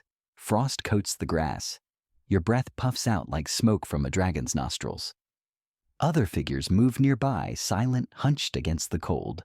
Your brothers, your cousins, your crew. No one says it, but you all know this might be the last sleep you share together. That thought isn't as heavy as it sounds. You're used to it. Every Viking knows death isn't a matter of if, just when. So you slept last night not with dread, but with intention. Deep, dreamless, necessary. One fringe theory: some Vikings believed that dying well began with sleeping well. To enter battle, foggy, unfocused, yawning dishonor. A rested warrior fights better and dies cleaner. You walk to the longship, the wood creaking under your boots. It waits in the harbor, already packed and ready, its dragon-headed prow silhouetted against the pale eastern sky. You help push it toward the water. The cold seeps into your fingers, but your body is awake now. Sharpened, ready. No breakfast, just a gulp of water and a piece of hard bread chewed while you check your bindings. There's no talking on the water, not for a while. You row in silence. The rhythm is steady, hypnotic. Your body remembers what to do, even if your mind floats elsewhere. You recall your dream, though it wasn't really a dream, more like a feeling, a sensation of walking across a frozen lake, each step echoing behind you. You don't know if it meant anything. You just know you woke with resolve. Historians still argue whether Vikings believed dreams before battle were prophetic. Some say yes, there are sagas filled with such visions. Others think it was just nerves. But ask any warrior the morning of a raid, and he'll tell you the dream always means something, even if that something is just survival. The raid, when it comes, is swift. A blur of shouting, sprinting iron clashing on iron. You move through it like you're watching from above. Everything sharp, everything fast. And then, just like that, it's over. You stand among your crew chest, heaving blood on your knuckles, face lit by the burning edge of the sky. You're alive, and all you want in that moment is sleep.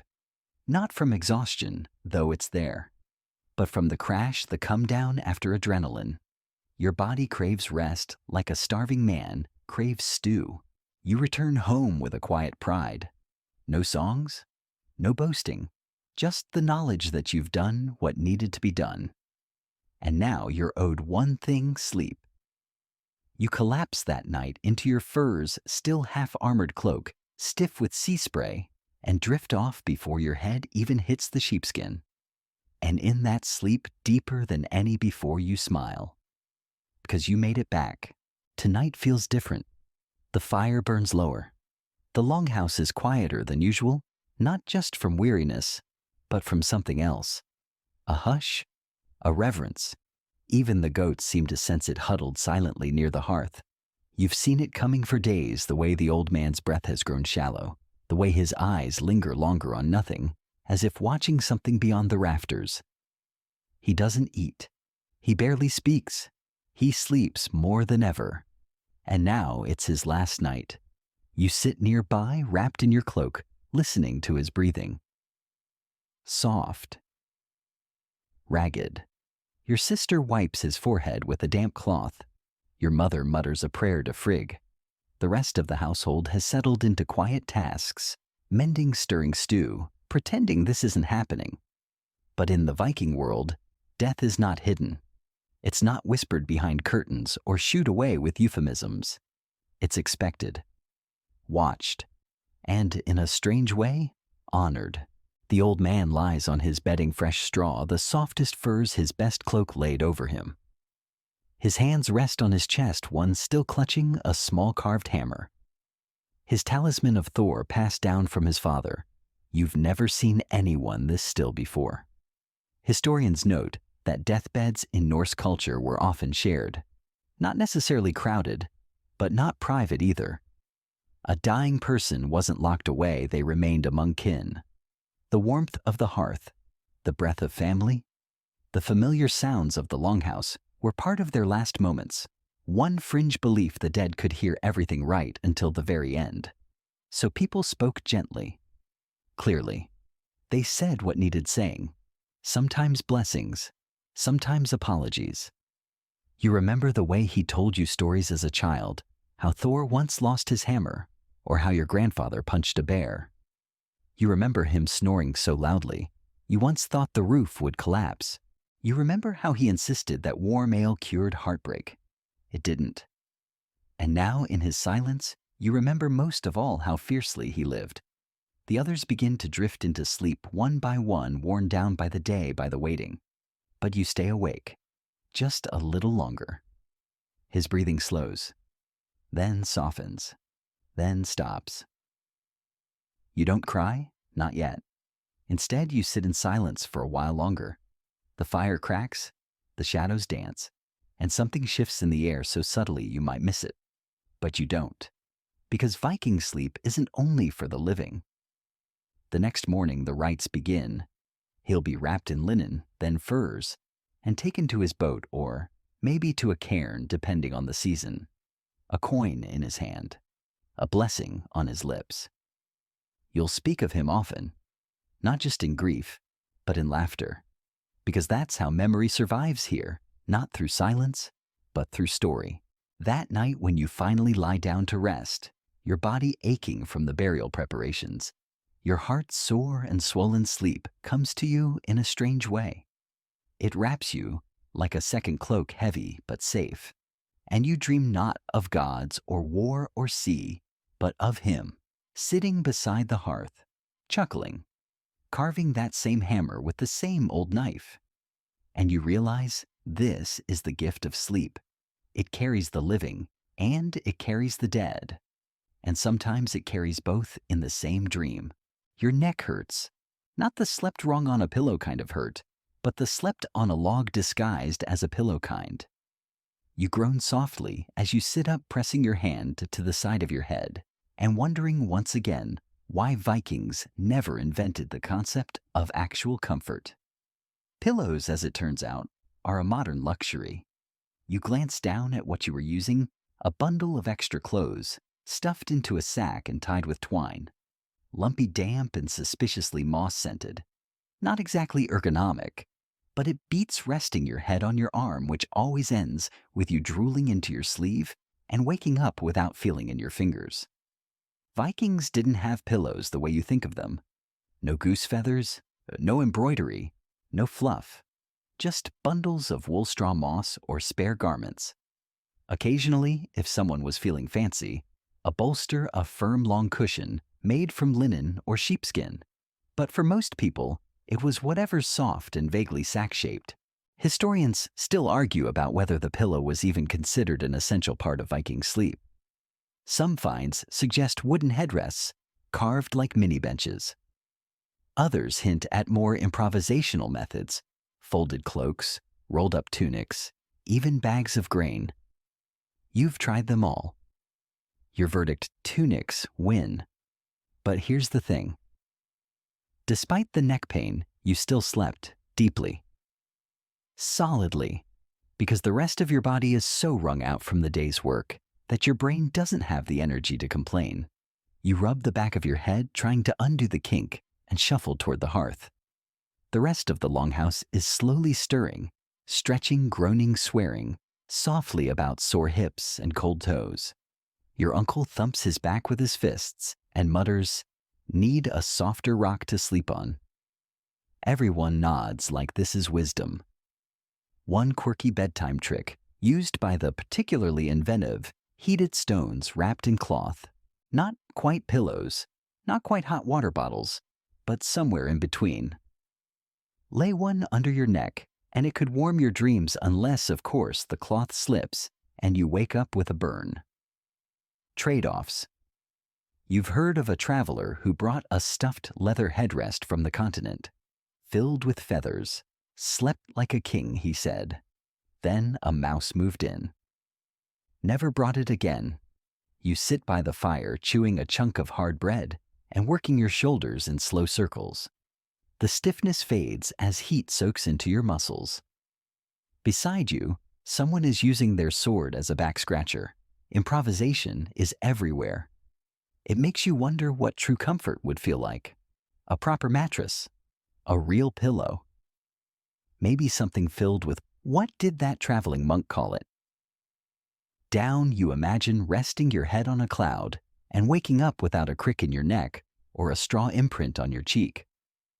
Then again, maybe not, because part of you enjoys the simplicity of it all, the honesty, the knowledge that you've worked, eaten, laughed, and earned your rest. No fluff, no frills. Just a cloak, a hearth, and a body too tired to argue. You lie back down for a few more minutes before the chores begin. This time you wad your tunic into a tighter roll, stuff it under your neck, and close your eyes. It's not perfect, but it's enough. It starts with a creak, not the gentle groan of a wooden bench or the stretching of a roof beam, but a long, slow creak that seems to come from nowhere. You sit up. So does your sister. The dog lifts its head ears, twitching. Then silence. And that's worse. You know this sound. You've heard it before, or at least, you've heard about it. Ghosts. Not the friendly rattling chains kind. In the Viking world, the dead don't come back because they're lonely. They come back because something's been left undone, or disrespected, or disturbed.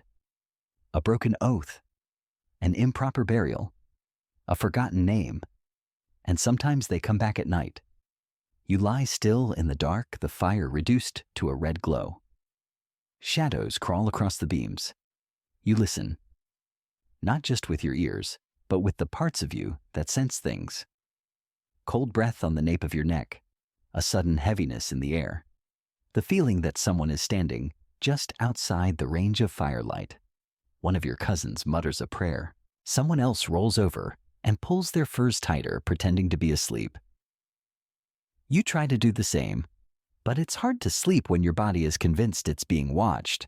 Historians still argue how seriously Vikings took ghost stories.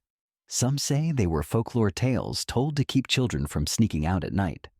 Others point to the sagas which describe undead spirits Draugr, with very real consequences, flattening homes, strangling sleepers, spreading illness. One quirky practice. Sleeping with an iron knife under your pillow. Not for burglars, for ghosts. Iron was thought to repel spirits. You remember your grandmother once sliding a blade under your bedding after you saw something in the rafters. You slept like a stone after that. Tonight, though, you don't have a knife. Just your fists, your faith, and a very fluffy goat that has decided your chest is the best place to sit. You close your eyes and try to slow your breathing. It works for a while, until you hear it again. A footstep. Light, deliberate. Inside. You open your eyes. The longhouse looks the same, but the air feels wrong. Thicker, as if something else is sharing it with you. You tell yourself it's just the wind, just your imagination, just leftover dream mist. But deep down, a part of you remembers the stories of the man who didn't burn his brother's body properly, of the child who mocked an old woman's grave, of the warrior who broke a vow and never found peace. You know what happens to the restless, and you also know they hate being ignored. So you do what you were taught. You sit up, clear your throat, and whisper the simplest thing you can, "I see you." And then, nothing. The heaviness lifts, the air lightens, the fire crackles once more. It's not overdramatic, no wailing, no cold gust, just a quiet release, like someone gently walking out the door and closing it behind them. You lie back down, heart pounding, and stare at the ceiling. You don't sleep for a while, but eventually, your body drags you under exhausted from the tension lulled by the soft breathing of those around you. Historians might debate the existence of Viking ghosts, but you've felt them. And whether they're real or not doesn't matter, because tonight you shared your sleep with something ancient, something unfinished, and now maybe it rests too. Tonight is quiet. No screaming babies, no ghostly creaks, no dream visions from gods. Just you, the fire, and the slow unwinding of another long, hard day. It's the kind of night where the wind has finally calmed, the goats have all stopped plotting against your personal space, and your stomach is full enough that your thoughts start to drift gently, like a boat in still water. You lie on your back, staring up at the thatched roof you've memorized, down to the crooked twig near the smoke hole. The longhouse breathes around you, soft snores, the rustle of fur, the faint whistle of someone's broken nose. You don't even flinch when your cousin rolls over and kicks your shin. It's a good kick, familiar, a sign you're home. And it's then, as sleep begins to pull you under, that you finally realize something. Vikings might not have had luxury. They didn't have down pillows, Egyptian cotton, ambient noise playlists, or blackout curtains. But what they did have, what you have, is something better. You have earned sleep. Every night your muscles are sore from effort. Your stomach hums with the satisfaction of food won through toil. You are surrounded by warmth, not just from fire, but from people, from closeness, from shared stories and shared beds, and the simple fact that no one here sleeps alone unless they choose to. Your rest isn't about perfection, it's about peace. The kind of peace that only comes when your body has nothing left to give, and your mind knows it did enough. Historians still debate why Viking sleep patterns seem to align so well with what modern science tells us now about darkness body clocks, deep rest cycles. But maybe it's not mystery.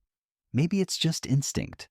You live by firelight, eat when you're hungry, work with your hands, and fall asleep surrounded by the people who know exactly how much you snore. One quirky fact: you've grown to love some longhouses, carved tiny protective runes into the headposts of sleeping benches, not just for show, but because the belief was simple: sleep is sacred. It needs guarding, and you feel that tonight more than ever. You adjust your cloak, breathe deeply, and let your thoughts soften. You're not thinking about tomorrow's chores or the weather or that one guy who still owes you a favor and pretends he forgot. You're thinking about the way the fire crackles, how the straw beneath you shifts when you move, how your own heartbeat feels slower in the dark. Sleep comes slowly, like mist rolling down a mountain. It wraps around your arms, your chest, your legs. Your thoughts begin to blur, first into colors, then shapes, then nothing at all. And in that nothingness, there is rest. True Viking rest. The kind that heals your body, resets your soul, and prepares you for whatever battle or beauty awaits in the morning. You're not afraid of the dark anymore, because this is your world, and you've made peace with it. You're still now. Breath rising, falling, even, gentle. Your body is heavy in the best way, anchored to the furs, to the earth, to the steady rhythm of the longhouse around you. The fire has faded to a soft ember glow, casting just enough light to remind you that you're safe, that the world is still here, and that for this one night, it doesn't need anything from you. You've traveled far in your sleep through raids and lullabies, feasts, and frost dreams and deathbeds. You've curled beside goats beneath ships inside stories older than words. You felt what it's like to sleep without fear, without shame, without distraction. And now, there is only calm. Outside, the wind has stilled. The stars blink in the quiet black of the northern sky. The gods, if they are watching, do so silently without judgment. You're not thinking anymore. You're only being. Each breath deeper, slower. The longhouse fades. The fire dims. But the warmth remains. You are part of something ancient now. A rhythm that predates clocks. A trust in the night. In rest. In the kindness of stillness. So let go. Let your eyes stay closed. Let the weight of your limbs carry you deeper. Let the quiet wrap around your thoughts and hush them to sleep. You've earned this. Good night, traveler. The brutal life of a Viking fisherman at sea. We're setting out into the freezing northern sea. Your boots are wet before you even stand up, and there's a bitter wind curling through the slats in your wooden hut. You hear gulls shrieking overhead like gossiping neighbors, and the scent of last night's fire, smoky and slightly fishy, lingers on your clothes. It's dark, it's cold, and the only thing waiting for you is a boat bobbing impatiently at the shore. You awaken stiff and half-frozen, wrapped in a woolen blanket that smells like last month's herring. Your back hurts, of course it does, and you sit up slowly, trying not to hit your head on the low ceiling beams. It's still dark out, but the crows and gulls are already awake, having what sounds like a loud, rude argument just outside your window. You scratch your beard still crusted with dried salt and pull on yesterday's tunic because, well, that's the only one you've got. Your boots are damp from yesterday's failed drying attempt. One of your toes is numb, but that's just normal now. You step out into the crisp air, inhaling a breath so sharp, it feels like it might slice your throat on the way down. The fjord is silver under the pre-dawn sky, waves licking at the rocks, like they're trying to taste your courage. Your boat rocks gently at the edge of the dock, its oarlocks groaning in the morning wind. It is small, but it's home at least for the next endless day. Someone on the crew is already shouting. You're not sure what about. You just grunt and pretend you didn't hear. You've got a job to do, get that boat into the water, and go chase fish that are frankly smarter than you and considerably less cold.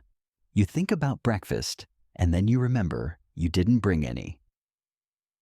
Again, sliding your fishing knife into your belt, you check your net. It's frozen in a coil stiff as a plank. You whack it against a post to soften it, but succeed only in spraying yourself with a crust of old smelly ice. Nearby, old Kjartan is already puffing away on his pipe, wrapped in a sealskin cloak that's about a century older than you. He doesn't speak much. You assume he's too disappointed in his life choices. One gull lands right next to you. It's missing an eye and has a neck like an angry sock. You swear it's staring straight into your soul. This is a bad omen, mutters someone behind you. Bad omens are kind of baked into Viking fishing, though. Bad omens, bad weather, bad backs. You all pile into the boat, 7 of you, wedged in like smoked eels in a jar, and start pushing off. The wooden hull groans as if it would prefer to remain on land. You feel the current pull beneath you, and already your hands sting as you grip the icy oars. Salt water lashes the side of the boat. The sea is waiting. Historians still argue whether Viking fishermen were actually considered brave or just too stubborn to die. It's probably both. As you row, the wind catches in your cloak, which is too short and too thin to do much, except flap.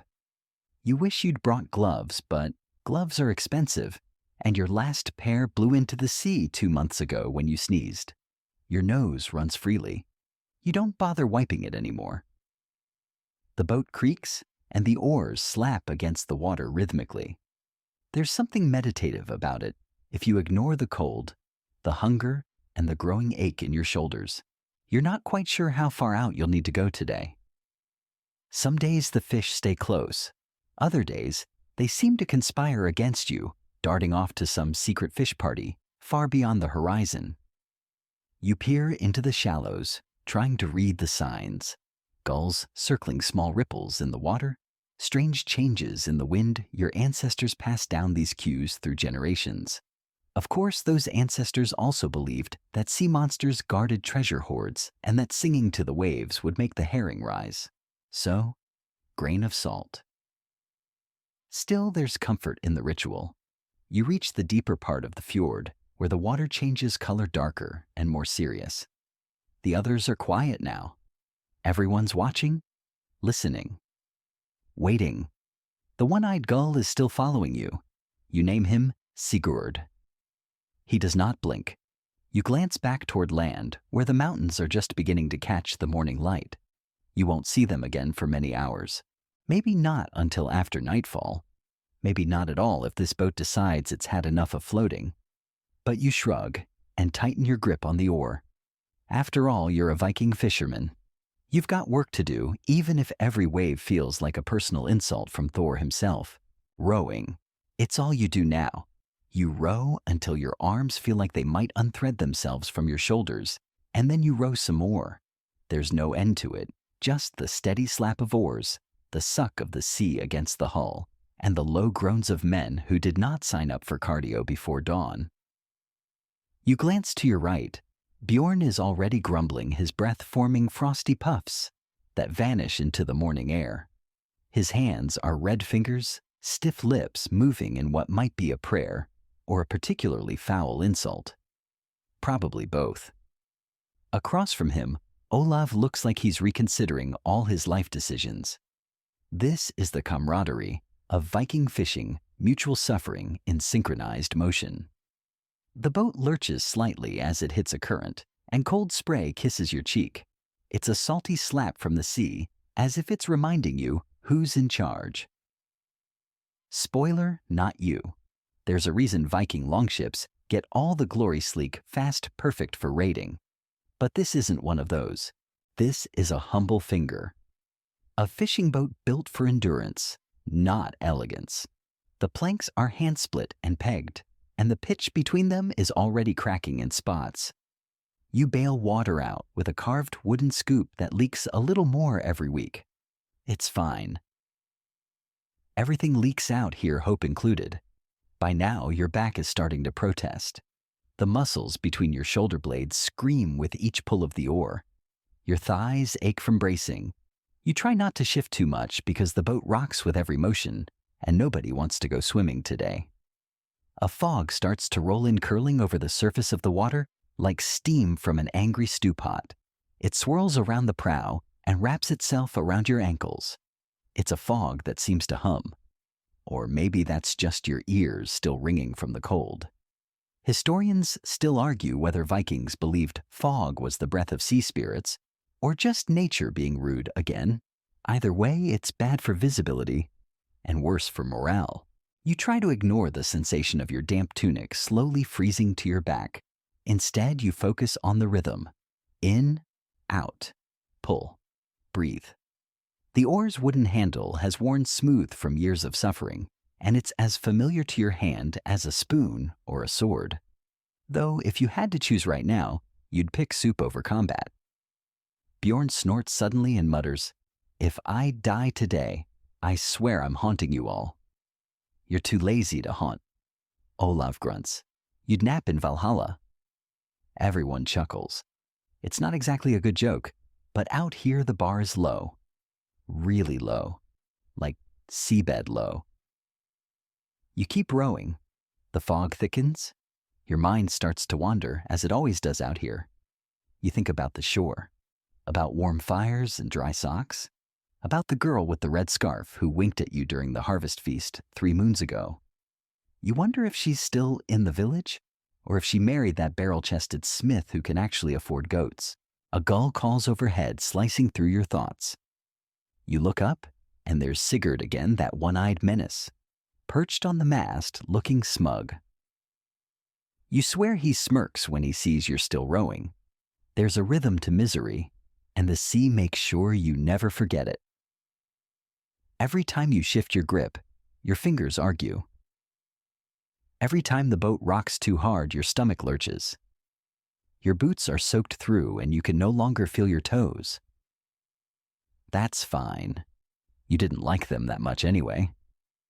You begin to wonder if this is a test, some kind of divine trial to earn favor with the gods. Maybe Odin is watching, stroking his beard, debating whether your blister count merits a seat in Valhalla. Then again, maybe you're just tired and cold and need to stop hallucinating gulls with vendettas. Rowing continues. It's eternal. It's endless. You're fairly certain the boat has been out here since the last ice age, and you're just a temporary guest in its cursed wooden belly. Finally, someone calls out. There, a shape in the mist. You squint. A ripple, a shimmer. Maybe it's the place where fish gather. Maybe it's nothing. But it's something to aim for. You adjust course with a grunt and a shove, and the boat groans in protest. The others follow your lead. Your shoulders burn, but you keep going. Because even though the sea is cruel, the sea is your livelihood. No fish means no trade. No trade means no food. And no food means you'll be haunting the fjord right alongside Bjorn's lazy spirit. So you keep rowing, pulling against the current, against the wind, against your own exhaustion. And in the mist ahead, something stirs. You reach the fishing grounds, or at least you think you do. It's hard to say when the whole ocean looks like a watery shrug. There's no marker, no signpost, just a faint instinct passed down through generations. This is where the fish should be. You glance at Sigurd, the gull still perched and watching. If he could talk, he'd probably say something unhelpful like, "Nope, wrong spot again." It's time to deal with the nets. Ah, the nets, tangled stiff and smelling like a blend of mildew and very old regrets. You reach beneath your seat and drag out the mess. It hits the bottom of the boat with a thud that makes everyone wince. It's a weighted net made of twisted wool cords and tiny stones tied to the bottom.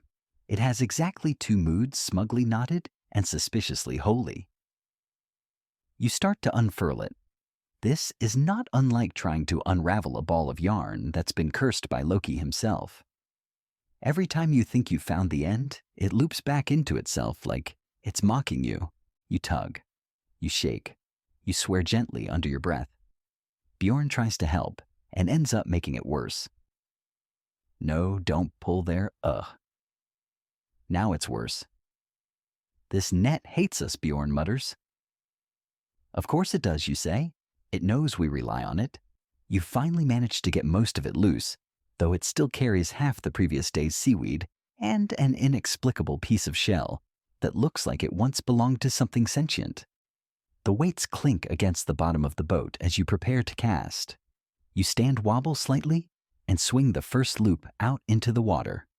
The net unfurls like a heavy blanket landing with a splash that sends cold water up your leg.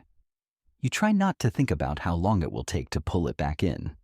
Historians still argue whether Viking nets were meticulously crafted trade goods or just desperate bundles of string and hope. Probably both.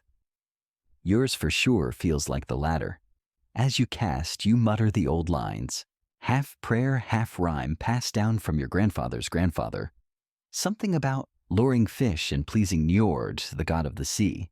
You don't really believe in that stuff, but the water is deep, and you are small, and it never hurts to hedge your bets. The others follow suit, each dropping their own sections of net moving with a silent, rehearsed rhythm. The boat rocks gently under your feet, and you shift to balance knees bent slightly like a sailor's squat. You've done this 1,000 times, but it never feels normal. The sea doesn't let things feel normal. And then you wait. Waiting is the worst part, not just because it's cold, not just because your boots are soaking and your fingers are going numb again, but because waiting gives your mind room to roam. You start wondering things, like whether your younger brother is still asleep in a warm bed, or if the village baker has any honey bread left, or why your net smells faintly of cabbage. Bjorn breaks the silence. You ever think about being a goat herder? You glance over. You allergic to goats. I'd suffer through it. At least goats don't hide underwater. You clearly haven't met the tricky ones. You chuckle softly and look out over the water. The fjord is quiet now, the fog thinning slightly. The sun, low and pale, casts silver patterns over the waves. It would almost be peaceful if your knees weren't locked and your face wasn't numb. You tug on the net to check it. Nothing yet. Not even a whisper. Just the weight of water and your own rising doubt. The others poke at their nets too, trying to sense movement, tug resistance, anything that might indicate success. The boat sways a little with each pull. Somewhere beneath schools of fish dart and flicker, utterly unaware of your growing desperation. Then suddenly a jolt. You freeze. Your net tugs back. Not much, but enough. You grip the rope tighter and give a small heave. It resists. Bjorn sees it. You've got something, I think, yeah. Maybe cod. Or seaweed, pretending to be cod. You begin to haul slowly. Your shoulders tighten, your feet brace your back strains. The others grab nearby ropes and get ready to help. The net emerges from the water in dripping, wriggling silence. The first thing you see is a long silver flash, then another. Fish. Real ones, cold and slippery, and oh, thank the gods, plentiful. You've done it. They spill onto the deck, gasping, flopping, slapping against your boots. The net brings up a wriggling cascade of cod herring and one very angry crab. You shout half in joy, half in sheer exhaustion. Olaf whoops. Finally, dinner that doesn't crunch like bark. The others scramble to secure the catch. You reach down, grab a slippery cod, and admire it briefly. It smells awful. It's perfect. You dump it into the storage barrel and go back to the net. There's still more to bring in. Your arms ache with each pull, but there's satisfaction in the wait. It means something. It means you'll eat tonight and maybe trade for something warm. Maybe even dry socks. You glance again at Sigurd, who flaps his wings and seems, for once, mildly impressed. You allow yourself a small smile, then immediately regret it as salt water dribbles into your mouth. The sea, in theory, is just water. But now that you're knee-deep in it, figuratively and occasionally literally, you realize that's a massive oversimplification. This particular stretch of cold North Atlantic is more like a grab bag of malicious surprises. It's water, yes, but it's also wind frost, foam teeth, motion sickness, and the vague, but persistent feeling that something ancient is watching you from below. You've hauled in your first net, and the fish are writhing in the barrel, flipping indignantly, as if to say, "How dare you?" You've barely caught your breath before someone calls out again, another net's ready, and this time it's snagged on something. You brace yourself and join the effort. The rope jerks back violently, harder than expected. You dig in your heels against the bottom of the boat, your boot soles squeaking against damp planks. Whatever's down there isn't just resisting, it's fighting. Is it a huge catch? Is it a log? Is it, God's forbid, a seal? You've seen what those can do when cornered. Bjorn mutters. If it's another boat, I'm leaving.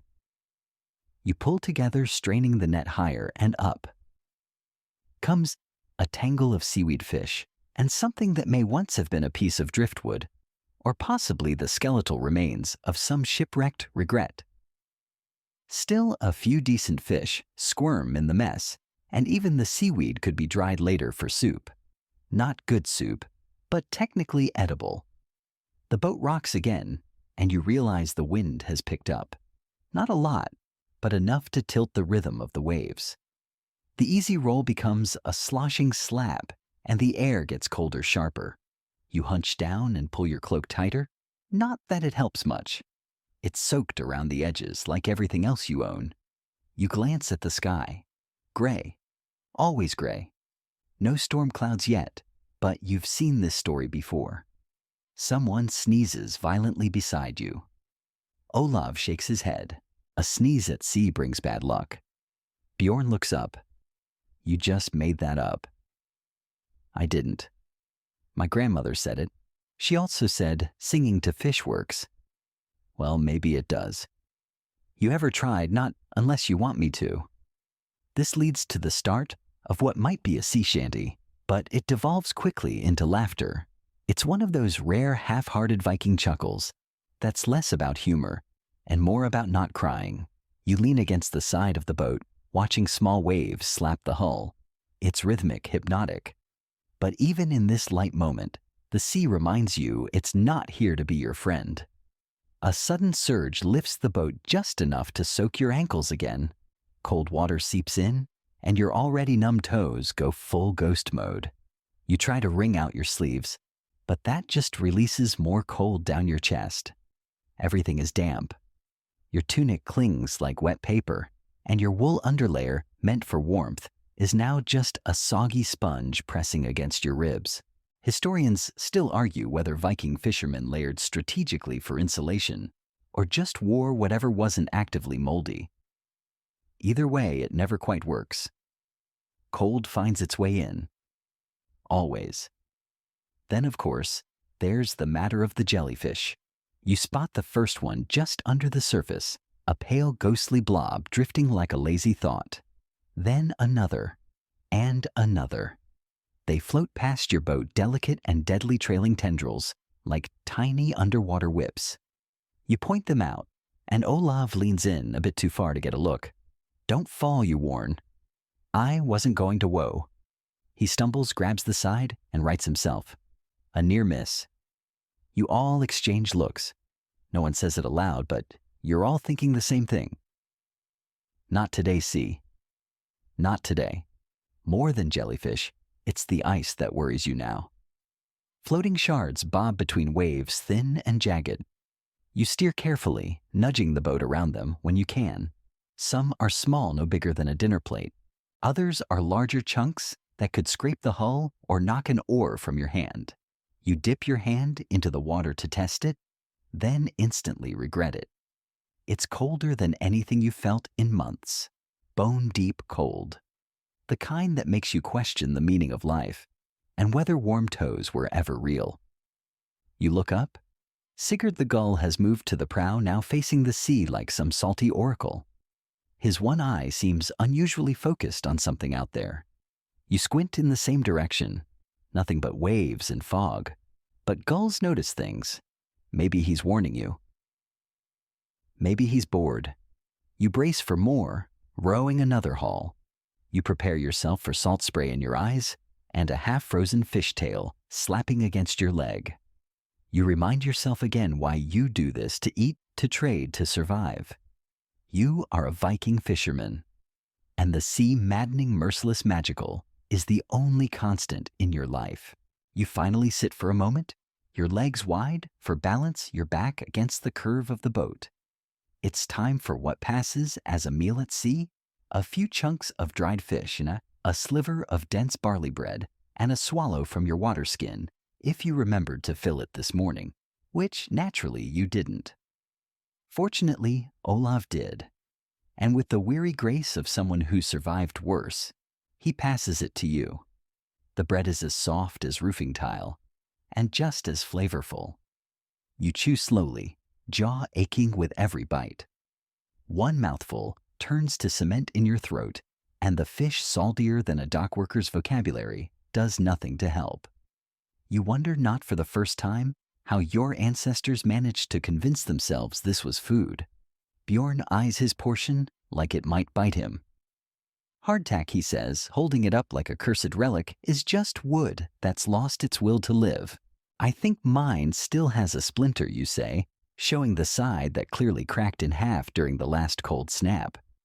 Food at sea is functional, not enjoyable. It's meant to keep you moving. It doesn't care about taste or texture, or your dreams of hot soup. The best you can hope for is something that doesn't break your teeth. Still, you eat it. Because in an hour or maybe sooner, you'll need the strength. You'll be hauling more nets, bracing against more waves, trying not to puke into the catch barrel like poor Ivar did last week. You'll face wind that makes your eyes water and fingers too stiff to flex. So you chew. Slowly. resignedly. One chunk of misery at a time. Historians still argue whether Viking fishermen truly accepted this diet or just constantly complained about it. Based on your current mood, you suspect it's the latter. You look around the boat.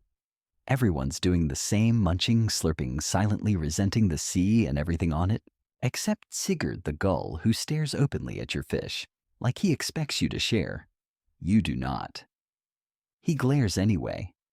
There's one small luxury, a tiny sack of dried herbs you've kept hidden. It's just a pinch of something aromatic, angelica root, maybe, or dried dill. You rub a bit between your fingers and breathe in. It smells like your grandmother's hearth on a festival day. That's enough to warm you, even if just for a second. Someone starts humming. It's tuneless and off-key, but soothing. You don't recognize it, but it's probably some old lullaby turned sea chanty.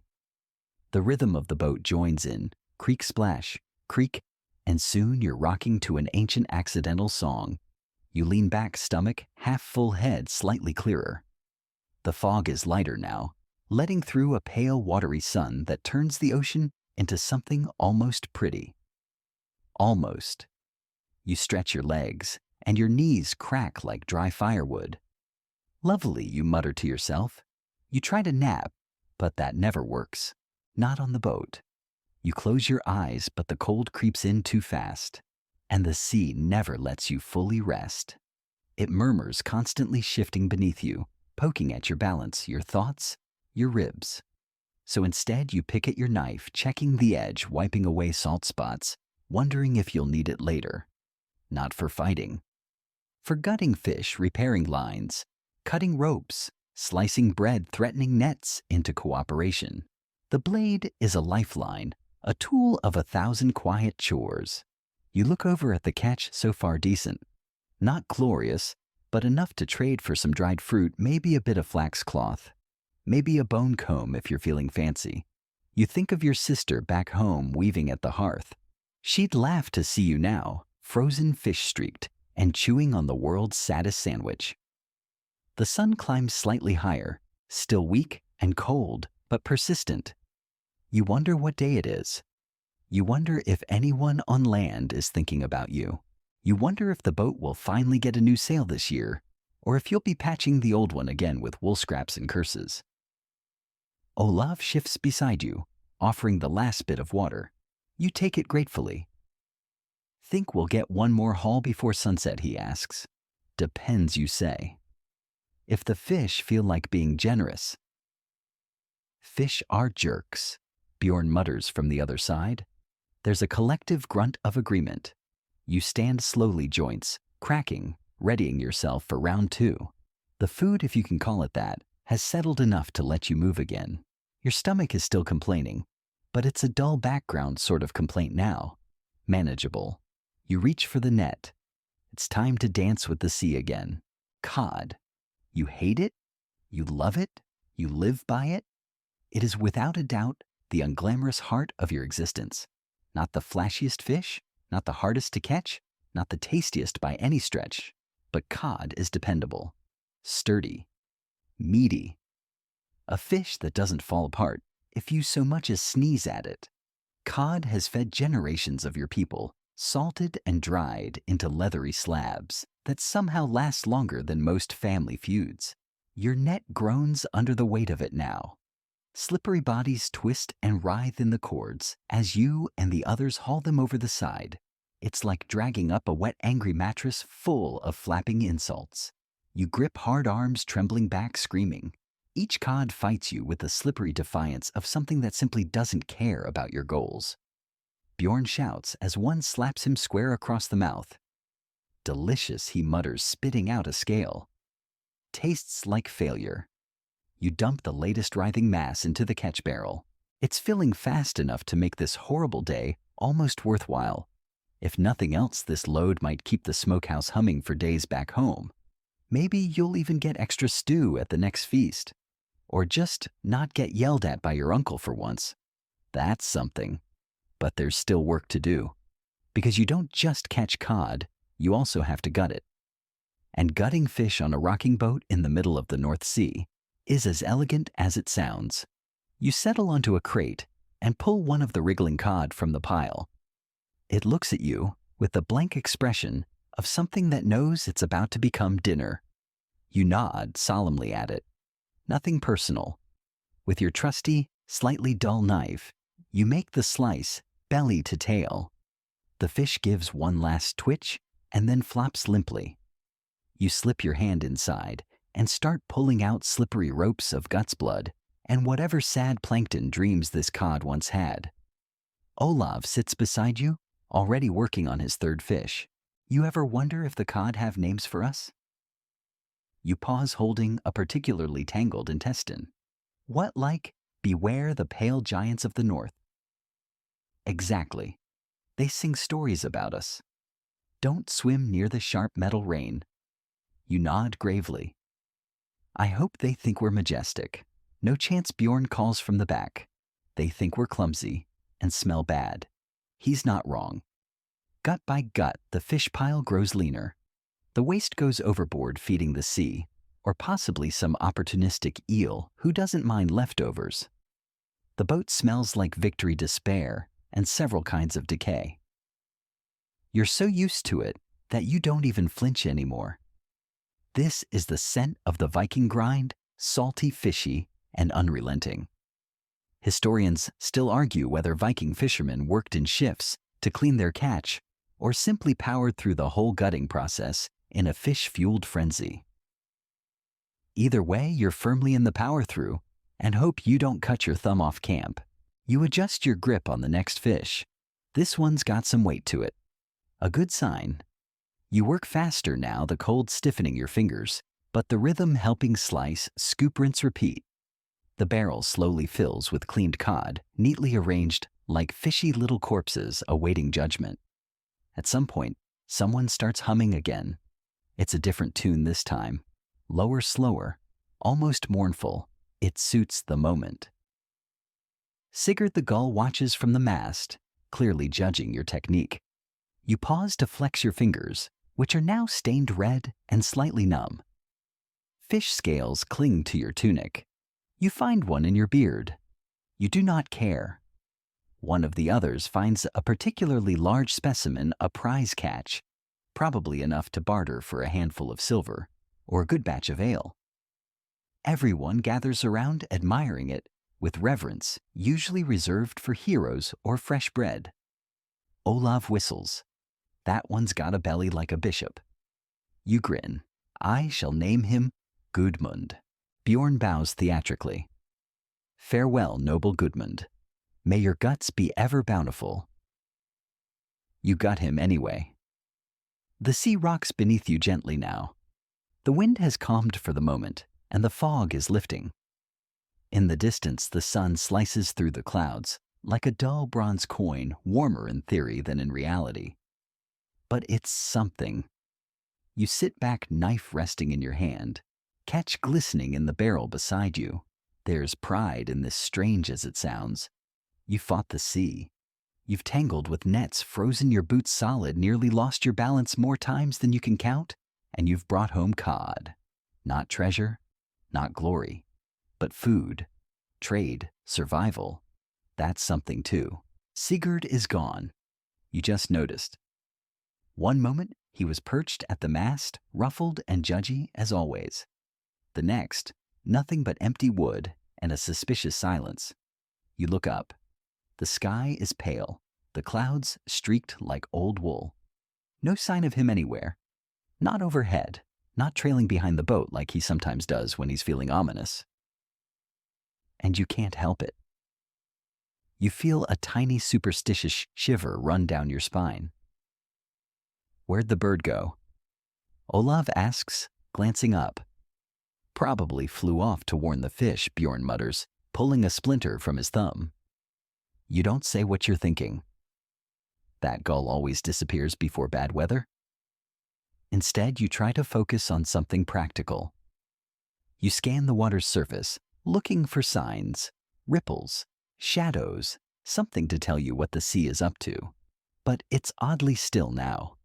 That deceptive, eerie calm. The kind of quiet that makes even hardened Viking fishermen look nervously at the horizon. You know what this means. Storm. You reach for your cloak's fastenings, tighten the ties at your throat. The temperature is dropping again. The wind has that shift in it, not more speed exactly, but a change in direction. It blows colder, sharper, like it's testing your boat for weaknesses. And let's be honest, there are plenty. Bjorn is already stuffing his gutting knife into the side of his boot. Olav coils up the last of the net without being asked. No one's saying anything, but the boat's full of the kind of nervous energy that smells like anticipation and fish guts. The sea starts to move differently beneath you. The waves get longer, slower, heavier. You can feel the hull lifting just a bit higher before settling down with a soft thud like a giant exhaling. Historians still argue whether Vikings could predict weather from the clouds or the seabirds. You think it's more gut instinct, a kind of bone-deep knowledge passed down from freezing uncle to freezing nephew.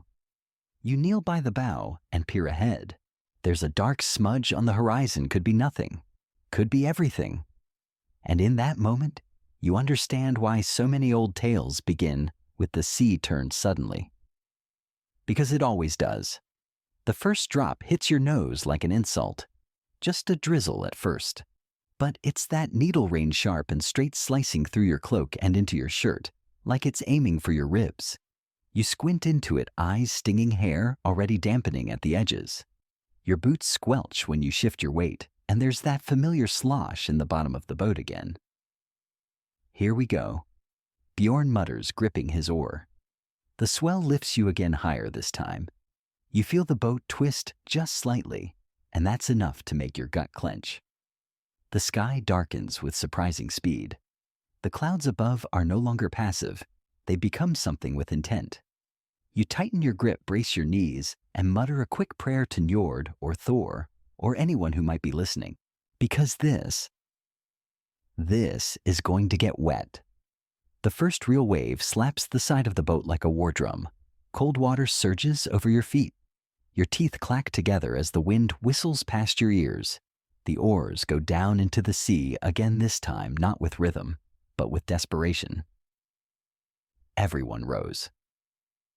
Hard, no shouting now, no jokes, just the creak and splash of frantic effort. The boat groans like it's had enough of your poor life choices. You grit your teeth and push, water in your eyes and your nose. One hand slips.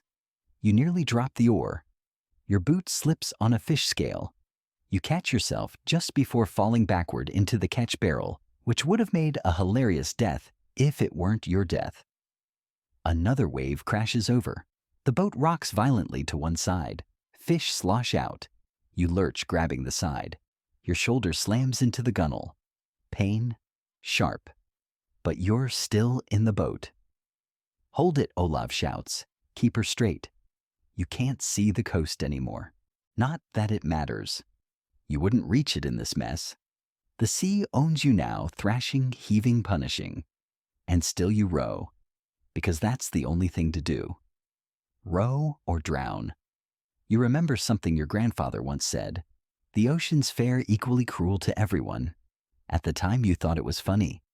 Now it feels like prophecy. The storm peaks quickly, as North Sea squalls often do. A few terrifying minutes of chaos of heaving stomachs and frozen hands of your entire world tilting 45 degrees with no warning. But then, it starts to ease. The wind backs off. The rain softens. The waves become smaller, less hateful. Still large, still wet, but manageable. Your arms tremble. Your heart hammers. Your fingers feel like someone else's, slow, clumsy, ice cold. Bjorn slumps forward, panting. That wasn't great, he says. Olav snorts. I think my spleen's in my left boot. You cough seawater spit and lean against the side of the boat. Exhausted. Drenched.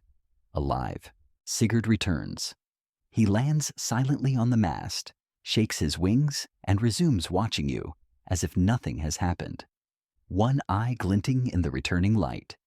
You stare at him. Next time, a warning would be nice. He blinks. Somewhere behind you, The sky clears just enough to show a sliver of golden sun. You're not out of danger, but for now you've survived. Your boots squelch with every step. You're soaked through not just from the rain, but from the rogue wave that dumped half the North Sea into your lap. Every fiber of your clothing feels like a sponge made of disappointment. You smell like panic herring and old socks, which conveniently is exactly what you're wearing. The storm has passed, but the aftermath lingers. The deck is slick fish scales cling to the edges of the barrels, and your teeth won't stop chattering. The wind, though calmer, still slices through your clothes, like a dull knife through wet bread. You tug your cloak tighter, but it's mostly ceremonial at this point. Warmth is a memory. Dryness is a myth. You sit back, legs braced, and try to stretch your fingers. They barely respond. Your joints ache from the rowing, the bracing, the sheer act of not falling overboard. You flex slowly, gingerly, and mutter one of the less offensive curses you know, and then you realize it. Your socks are trying to kill you. They've gone beyond wet into a realm of squishy rebellion. The wool, soaked and mashed, has bunched up around your toes like a vengeful swamp creature. You peel one sock off and watch as steam rises from your foot. Yes, steam, because the human body does its best even when everything else fails. You wring it out. It produces a small waterfall. You sigh. Foot wraps are the worst, you say aloud. Olav, huddled across from you, grunts. You still use wool switched to linen. Doesn't smell like betrayal after a storm. Bjorn nods solemnly. I haven't felt my toes since Yule. You reach down into your satchel and pull out the one luxury you've allowed yourself all season, a pair of spare socks. Dryish.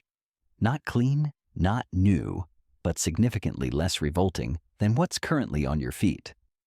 You switch them out in a flurry of balance and whispered gratitude. The difference is marginal, but in this moment, it feels like heaven. Historians still argue whether Viking foot wraps were standardized military issue or just whatever fabric was least moldy. Either way, you suspect the people of your time didn't spend nearly enough effort developing good socks. You shift your weight and glance toward the sky again. There's a break in the clouds now. Light streams down in soft beams that look gentle enough to be mistaken for kindness. The sea, fickle thing that it is, has decided to pretend nothing ever happened. The surface ripples quietly. The gulls return.